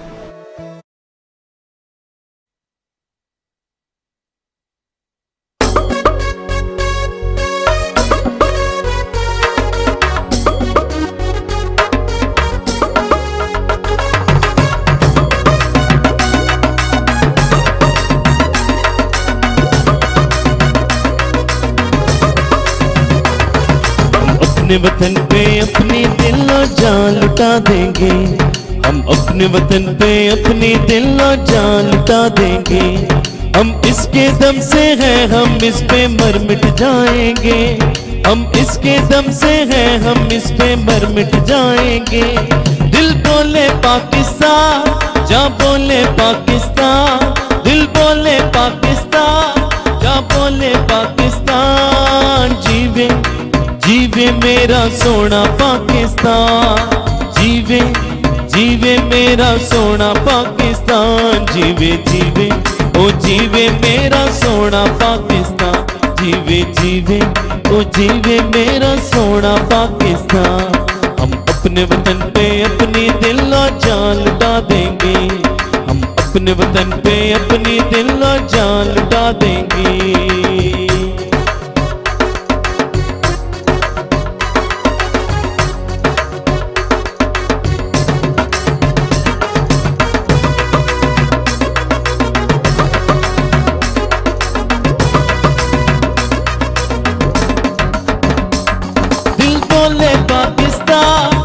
बोले पाकिस्तान, दिल बोले पाकिस्तान, जा बोले पाकिस्तान। जीवे जीवे मेरा सोना पाकिस्तान, जीवे जीवे मेरा सोना पाकिस्तान। जीवे जीवे ओ जीवे मेरा सोना पाकिस्तान, जीवे जीवे ओ जीवे मेरा सोना पाकिस्तान। हम अपने वतन पे अपनी दिल और जान लुटा देंगे, हम अपने वतन पे अपनी दिल और जान लुटा देंगे।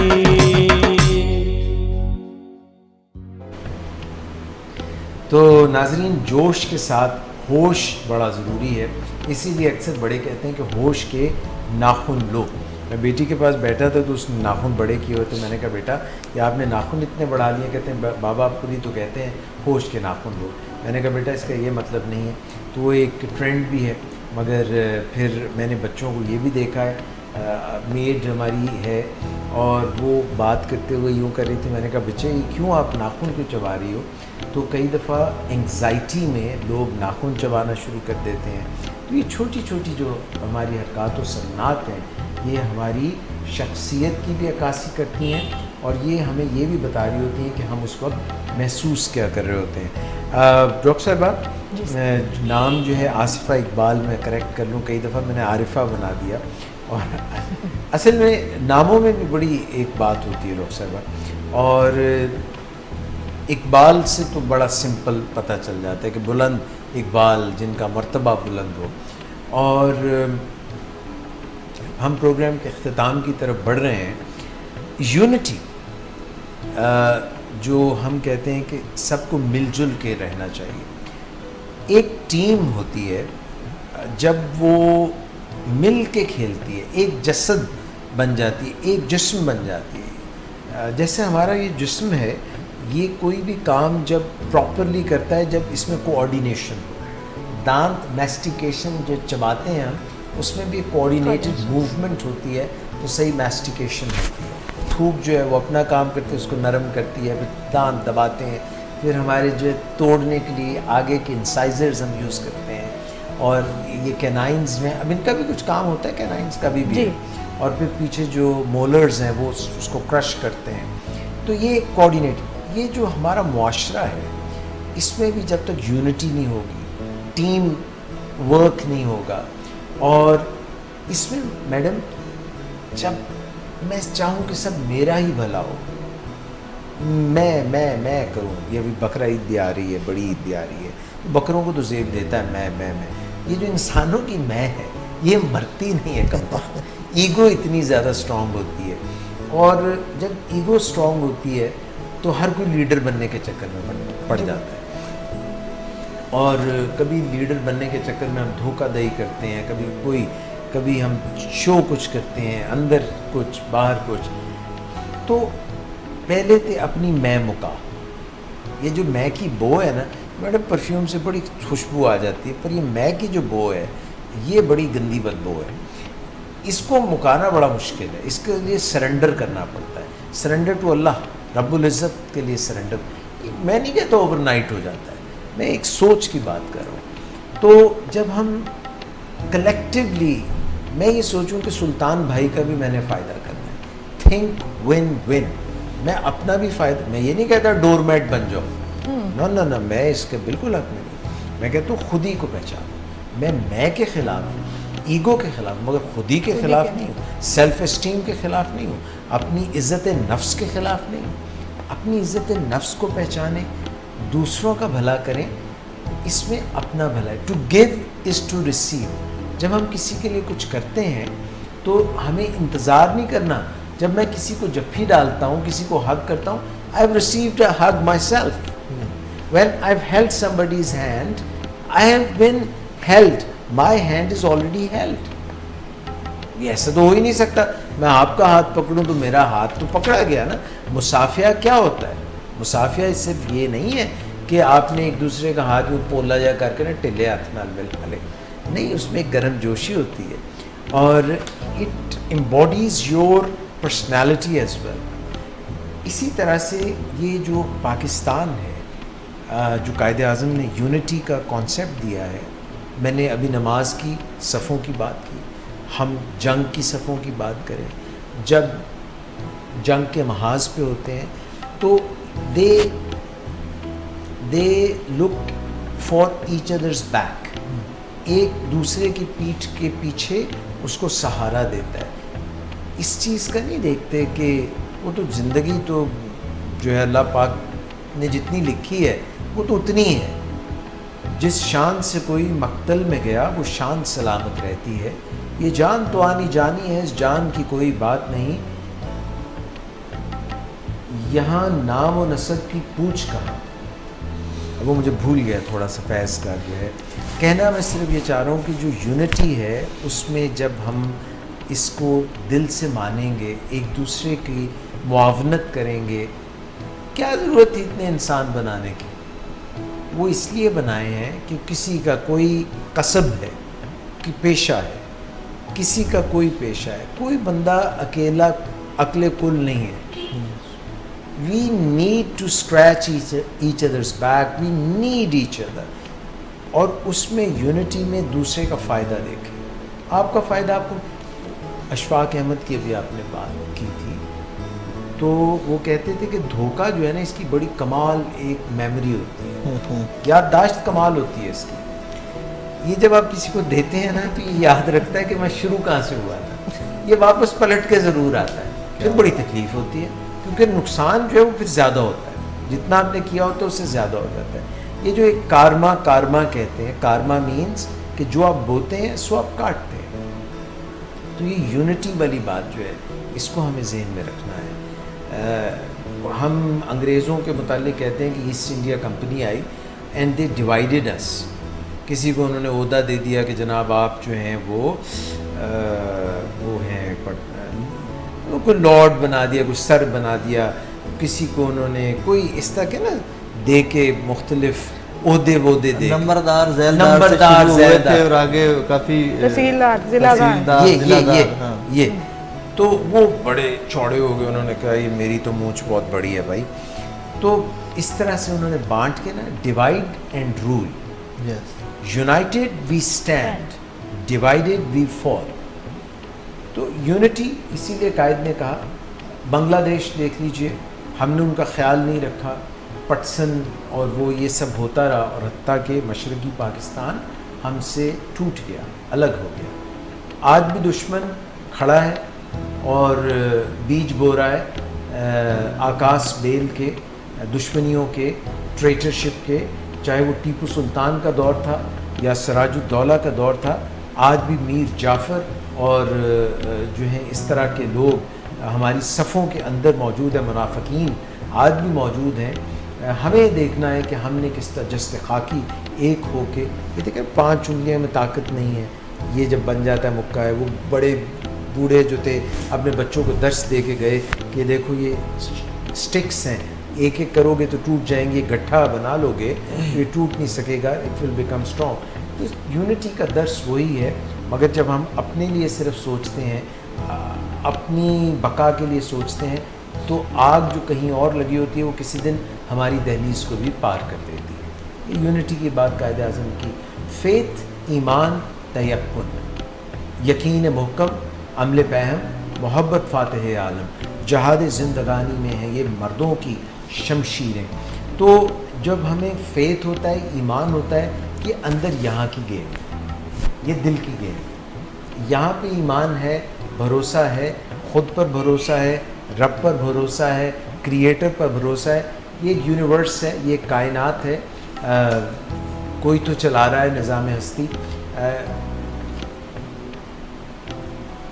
ऊँट को आप देखते हैं गुज़र जाता है, पाँव के निशान देखते हैं आप किसी चीज़ के, तो उससे आपको ये अंदाज़ा होता है कि यहाँ से फ़लाँ चीज़ गुज़री है।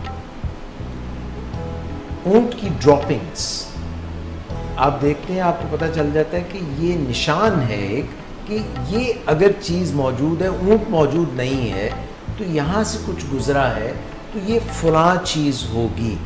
कई चीज़ें हवा से खमसा से आपको नज़र नहीं आती। आपके भेजे में, आपके अंदर दिमाग में, खोपड़ी में एक भेजा है, मेरे अंदर भी है अल्हम्दुलिल्लाह, नज़र नहीं आ रहा, तो क्या हवा से खमसा ने न टेस्ट किया, न टच किया, न सूंघा, न महसूस किया, तो है ही नहीं भाई, है ना, उसी के ज़रिए से तो बोल रहा हूँ आपसे। इसीलिए ये आयतें जो हैं, ये निशान जो हैं, ये निशानियाँ हैं, तो पीछे कोई है जो चला रहा है। तो ये ईमान अगर नहीं है तो फिर नहीं है, और अगर ईमान है, ख़ुद में ईमान है, अपनी मेहनत में ईमान है, अपने जो कॉन्फिडेंस है, सेल्फ़ कॉन्फिडेंस है, अगर वो ख़त्म हो गया तो एतमाद ख़त्म हो गया, फुक़दान हो गया, ट्रस्ट सारा ख़त्म हो गया मुआशरे का।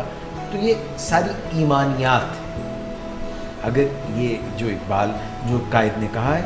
और उसके बाद कोई भी काम है उसको रिपीटेडली करें। Practice makes a man perfect. माँ के पेट से कोई भी एक्सपर्ट नहीं आता। Once you do something over and over again, ये जितने बड़े स्पोर्ट्समैन, ये जितने बड़े सर्जन्स, जो जितने भी कोई भी काम है, कपड़े सीना, जूते बनाना, दिस इज़ प्रैक्टिस। प्रैक्टिस करते हैं, अमले पहम, उसी से बात बनती है। और फाइनली इंटेलिजेंस ठीक है, खुदादाद है, सलाहियतें खुदादाद है, मगर डिसिप्लिन नहीं है ना दोस्तों, तो कुछ भी नहीं है। दिन हर किसी के पास 24 घंटे हैं। सदर पाकिस्तान के पास भी, वज़ीर आज़म के पास भी, सदर अमेरिका के पास भी, जो भी, name anyone, anybody who achieved anything in life, they had a discipline, self discipline. जब तक आप मुनज़्ज़म नहीं है, नज़्म नहीं है, ज़ब्त नहीं है, कहीं चीज़ें पे प्रायोरिटाइज़ करना पड़ता है, अपनी तरजीहात को देखना पड़ता है। 24 घंटे में सब कुछ नहीं कर सकते हैं आपने देखना है क्या छोड़ देना। ये इंफॉर्मेशन ओवरलोड का दौर चल रहा है। यहाँ पे इतना कुछ है जो कई दफ़ा हिजान की कैफियत हो जाती है, ये सैलाब की कैफियत हो जाती है। आपको पिक एंड चूज़ करना है कि these are the priorities of life. Please do not sacrifice your sleep. अभी डॉक्टर साहिबा फरमा रही थी कि early to bed and early to rise makes a man और woman for that matter healthy, wealthy and wise. जल्दी सोना, उठना शाताब देता है अक्लो दौलत को ताब। तो नींद को कॉम्प्रोमाइज़ करेंगे, भुगतान भुगतेंगे। So you have to sleep. सुबह उठना है, अपना दिन का आगाज़ करना है, आपको देखना है, ब्लॉक्स बनाने हैं दिन के। इस ब्लॉक में शुरू में मैंने क्या करना है, दिस इज़ नॉट बैड। हवाई जहाज़ बुरा नहीं है, साइंस की जितनी भी चीज़ें हैं वो बुरी नहीं है, हम उनका इस्तेमाल क्या करते हैं। This is what is defining moment. ये डिफ़ाइन करती है, ये इसको करती है कि हम उसका इस्तेमाल किस वक्त कितना करते हैं। कि वो एक अच्छी चीज़ भी जो है, मिसाल के तौर पे खाना है, आपकी ज़रूरत है, अच्छी चीज़ है, खाते जाए, मोटे होते जाए, वही ओबेसिटी आपका बड़ा मसला बन जाएगी। सो डिसिप्लिन ज़िंदगी के हर शोबे में बहुत ज़रूरी है। कुछ भी वर्थ वाइल अगर आपने अचीव करना है, you have to be disciplined. It starts from yourself. इसका आगाज़ आपसे होता है।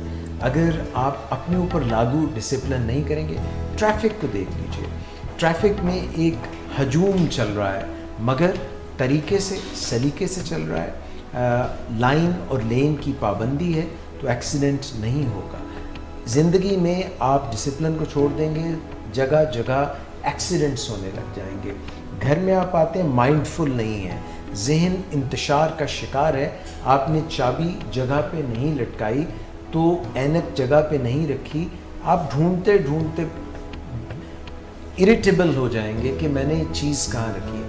Everything needs discipline. Quaid-e-Azam Mohammad Ali Jinnah जो हैं founder of our nation, he said go for unity, faith and discipline. मेरा ख्याल है इन 3 अल्फाज को अगर एक्सप्लेन करने लगे तो बहुत टाइम लग जाएगा, मगर बातों को तवील करने के पानी में मदानी से बात नहीं बनती। बात यह है कि जितना कुछ भी है, डॉक्टर साहब ने कुछ बातें कही थी, मैंने कहा था मैं लिख लूँ जल्दी से। देखिए, अगर आप कुछ बहुत बड़ा अचीव करना चाहते हैं, 2018 से पहले 2017 के अख्ताम पे न्यू ईयर रेजोल्यूशंस की, बड़े बड़े ये कर दूंगा वो कर दूंगा। Baby steps. जब मैं छोटा था, आप छोटे थे, छोटे छोटे कदम लेना शुरू किया। आज चल लेते हैं, दौड़ लेते हैं। जिसने हिमालय को सर किया उसने भी बेबी स्टेप, स्मॉल स्टेप्स लीजिए और ऐसे स्टेप्स लीजिए जो आप अचीव कर सकते हैं। आपको तक़वियत मिलेगी, ताकत मिलेगी, आपको ये कॉन्फिडेंस मिलेगा कि हाँ मैं कर सकता हूँ। So small steps but regularity बहुत ज़्यादा। कुछ एक्स्ट्रॉर्डनरी बहुत बड़ा करने से पहले कोई छोटी छोटी चीज़ें, ऑर्डिनरी चीज़ें, डेली बेसिस पे छोटे छोटे डिसिप्लिन्स वो ज़िंदगी में लेके आइए, आप बहुत बड़ा कुछ भी कर लेंगे। और हमारे तो यहाँ पे नमाज का एक कॉन्सेप्ट है ना, 5 नमाज़ों का कॉन्सेप्ट, मुख्तलिफ वक्त, सुबह उठना, दोपहर को, फिर असर, फिर मगरिब, फिर इशा। हम कहते तो हैं सब, अभी हज भी आ रहा है, मगर ये सारी प्रैक्टिसेस डेली करने वाली हैं। थोड़ा करें, अच्छा करें, क्वालिटी वर्क करें, मगर चाहे वो इखलास हो, उसमें एक खूबसूरती हो। This is discipline. मिल के सबके साथ चलें और ईमान रखें, यकीन रखें, अल्लाह पर अपनी डोरियाँ फेंकें, ख़ुद जो है ईमान से कोई काम करें, इंशाल्लाह अच्छा ही होगा। डॉक्टर साहब, these were few of the things. कल क्योंकि 14 अगस्त है तो I wanted to talk about it. If you want to add something and then I will go to Sultan and then we will wind up the programme. Doctor साहब, मैं एक बात समझती हूँ कि जो बहुत अहम है, पुरुमीद होना। मायूसी कुफर है और चीज़ों के प्रैक्टिकल सोल्यूशन की तरफ जाना, that is better than having depression and anxiety. और ये चीज़ें हैं, ख़ास तौर पे जो बच्चे हैं हमारे, दे ड्रीम बिग, लेकिन वो पूरे करने के लिए उनके लिए ना ये चीज़ें समझ नहीं रहे होते कि बड़ा ख्वाब देखने के लिए स्टेप छोटे छोटे हैं और इन छोटे छोटे स्टेप्स के लिए आपको छोटी छोटी बातों से परेशान नहीं होना, पुरुमीद रहना है। इसीलिए फिर हम इस मुल्क को भी संवार सकेंगे, अपनी ज़िंदगियों को भी संवार सकेंगे, ख्वाबों को पूरा करेंगे। आपको लगता है डॉक्टर साहब कि पाकिस्तान जो है वो मुझे ऐसा शायद पता नहीं गुमान है या वहम है, मुझे लगता है कि ये अभी परसों एक दोस्त, मतलब एक जूनियर है, बच्चा है अपना, मैं जहाँ पे काम करता हूँ रेडियो स्टेशन में, तो वहाँ पे एक बच्चा साउथ अफ्रीका, मुझे बताया किसी ने कि चला गया। मैं क्या उसको रोको किसी तरह से, अब जाने का वक्त नहीं है, अब तो यहाँ रहने का मज़ा आने लगा है। अब तो आप नॉर्दर्न एरियाज़ में जाएं, आपका दिल खुश हो जाएगा। आपको स्विट्ज़रलैंड कहेंगे, यार स्विट्ज़रलैंड क्या है, ये देखो ये जो खूबसूरत इलाका है, इसको हमने, आपने, मैंने संवारना है, हमारे बच्चों ने संवारना है। इतने ब्रिलियंट लोग हैं हम, ज़रा नम हो तो ये मट्टी बड़ी ज़रख़ेज़ है साकी, इतने खूबसूरत लोग हैं अल्हम्दुलिल्लाह। और जज्बा, मोहब्बत, अखुवत, चाहत। कराची में खुदा न खास्ता अर्थक्वेक जब हमारा ये इधर आया था ना, आप कराची से शुरू हुआ था काम, लेके आ रहे हैं उनके। सबसे ज़्यादा डोनेशन देने वाली कौम है, और वो वासिफ अली वासिफ का जो कॉल है वो बात बहुत अच्छी है, पाकिस्तान नूर है और नूर को जवाल नहीं है। नाम चेक करें, पाकिस्तान, होली लैंड, राइट। और अगर वो फिर और हम आगे चले जाएं उसमें फिर ग़ज़वा हिंद की बात हम करें तो छोड़ें, अभी उसकी तरफ नहीं हम जाते। मगर मैं ये अर्ज़ करना चाहता हूँ कि यार अपने मुल्क को कमतर ना समझो। मौज़ा है पाकिस्तान का बनना, भी मौज़ा था जैसे कायम है, ये भी मौज़ा है, और इंशाल्लाह ये मौज़ा जो है अच्छा फल लेके आएगा।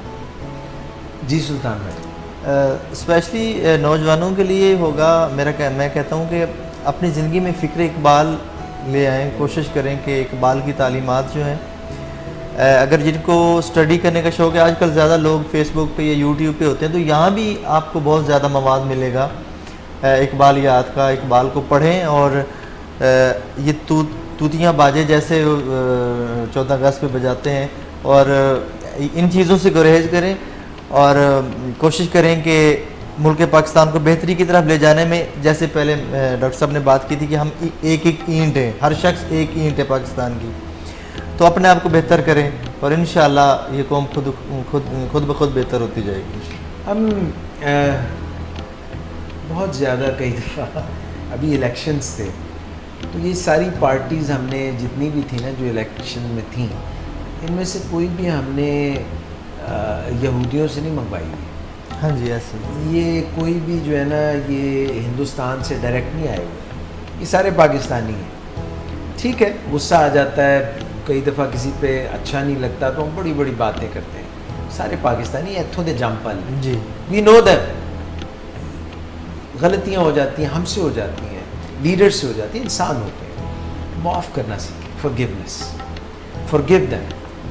अल्लाह का एक कानून है, किसी को नहीं, वो अल्लाह की लाठी बड़ी बेआवाज़ है। So trust your self.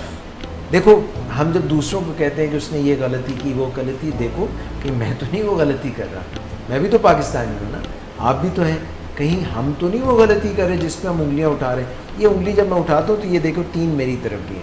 Please look into yourself. और क्रिटिसिज्म हम करते हैं, क्रिटिसिज्म के साथ क्रिटिक, तनकीद करना, साथ में क्रिएटिव थिंकिंग भी करें और जो कहो करके भी दिखाओ।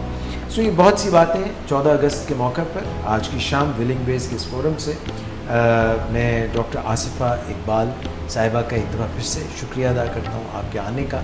बहुत मज़ा आया आपके साथ। हमने जो है दांतों की हाइजीन के बारे में, ओरल हाइजीन की भी, आपकी जो फील्ड है उसकी भी बातें की। आप मेयो हॉस्पिटल में होती हैं? जी माशाल्लाह। और आपसे तो गपशप रहती है और आपसे हमने मिली नगमा भी सुनना है प्रोग्राम के अख्ताम में। और नाज़रीन आपका बहुत शुक्रिया, वक्त देने का बहुत शुक्रिया। आई होप हमारी गुफ्तगू से कुछ ना कुछ अंदाज़े में, अगरचे बहुत शौक़ नहीं है, शायद कि तेरे दिल में उतर जाए मेरी बात, कि जो दिल में बात रासिख हो जाती है, दिल से जो उठती है वो क्या इकबाल का असर रखती है, ताकत परवाज़ मगर रखती है, समथिंग लाइक दैट। और ये जो बाजे बजाने की बात कर रहे थे, जो भी करो ना यार, उसमें एक बात का ख्याल रखो कि बिलो डिग्निटी कोई चीज़ नहीं होनी चाहिए। जो भी काम करो डिग्निफाइड तरीके से करो। काम सभी अच्छे होते हैं, सिस्टम सभी अच्छे होते हैं, हम नए सिस्टम बनाने लग जाते हैं, सिस्टम सभी अच्छे होते हैं, बस उनको लेके सही तरह से चलना चाहिए। अभी एक कोक स्टूडियोज़ है, उनके इस सीज़न में उन्होंने शिकवा जवाब शिकवा रिलीज़ किया है। लोगों ने बड़ी तनकीद की है, उसमें कुछ सिंगर्स के ऊपर तनकीद की है कि नहीं, मगर मुझे मज़ा आया है। मैंने कहा देखो इकबाल का शिकवा जवाब शिकवा नई नस्ल ने कहाँ पढ़ना है यार, उसमें अल्फाज ही कुछ समझ नहीं आते, मगर शायद इसी बहाने इकबाल का वो जो एक ज़बरदस्त कलाम है, अब बांगे दरा कौन पढ़ेगा और बाल जिब्रील कौन पढ़ेगा, और फ़ारसी तो हमें आती नहीं, मुझे तो कम से कम फ़ारसी जो है वो सही आती नहीं। हाँ ये पता है कि ये जो हमारा कौमी तराना है, ये भी अबुल असर हफीज़ जलंधरी ने जो लिखा है, ये भी काफ़ी सारा फ़ारसी में ही है। जो है ना, पाक सरज़मीन शादबाद किश्वरे हसीन शादबाद तू निशाने अज़्म आली शान अर्ज़ पाकिस्तान, ये सारा भी जो है इसमें फ़ारसी के बहुत लफ्ज़ हैं, क्योंकि हमारी जो ज़ुबान है उर्दू, इसमें फ़ारसी भी है, इसमें आमेज़िश अरबी की भी है, कुछ संस्कृत की भी है, कुछ इस तरह की बहुत सी ज़ुबानें, तुर्की की भी है। तो हम सब ने मिलकर यकजान होकर पाकिस्तान की पासबानी करनी है। और जब तक आप और मैं, जब तक जान में जान है और ये सब सलाली परचम जो है लहरा रहा है, और कभी ये पाक फ़ौज जो है ना, ये भी सिविलियंस ही हैं, ये कोई और दूसरे मुल्क से फ़ौज कोई नहीं आई हुई, ये मेरे भाई बहन चचा कोई इसी तरह ये सिविलियन ही थे सारे भाई, तो ये फ़ौज में भर्ती हो गए और ये फ़ौजी बन गए, ये कोई दूसरे मुल्क से नहीं आए हुए, ये भी हम ही हैं। सो सब ने मिलकर इस मुल्क के नज़्म व नस्क को अपने अपने ताई जो भी कर रहे हैं, स्टूडेंट हैं जो भी कर रहे हैं, बेहतरीन तरीके से करें। और ये आप मिली नगमा सुने जाते जाते, और आज के प्रोग्राम से मुझे इजाज़त दीजिए। पाकिस्तान जिंदाबाद, पाकिस्तान जिंदाबाद।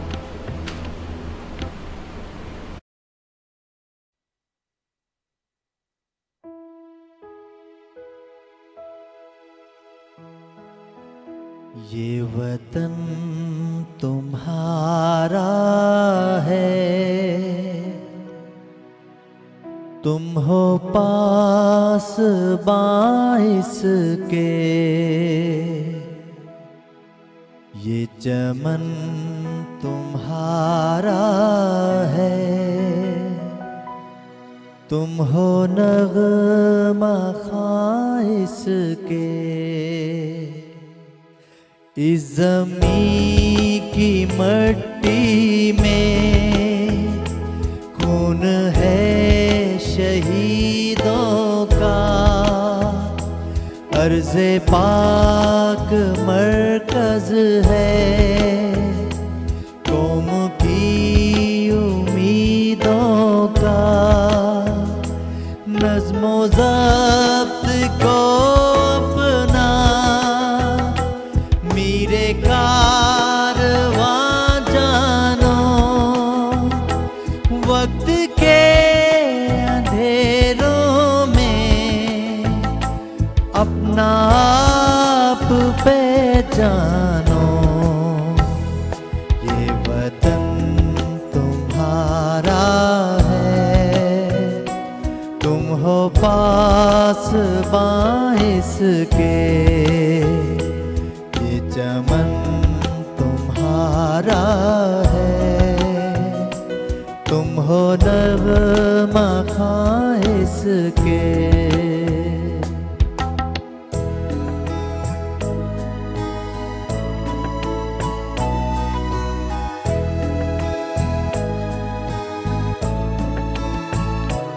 ये ज़मीं मुक़द्दस है, माँ के प्यार की सूरत, इस चमन में तुम सब हो, बरगो बार की सूरत, देखना गवाना मत दौलते यकी लोगो, ये वतन अमानत है और तुम ममी लोगो।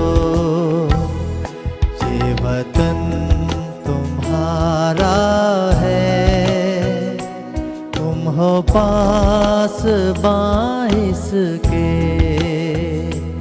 ये चमन तुम्हारा है, तुम हो नग़मा खाइस के।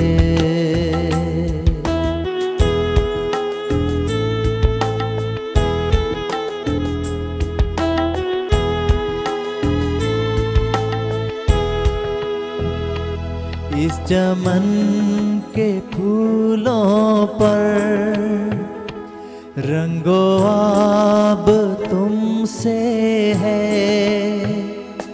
इस ज़मीं का हर ज़र्रा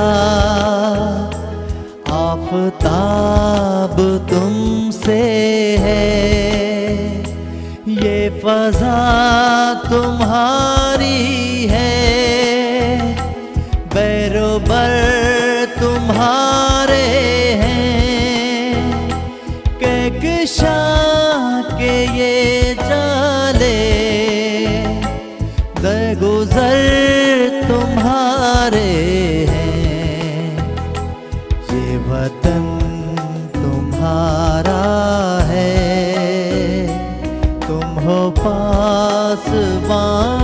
जिसके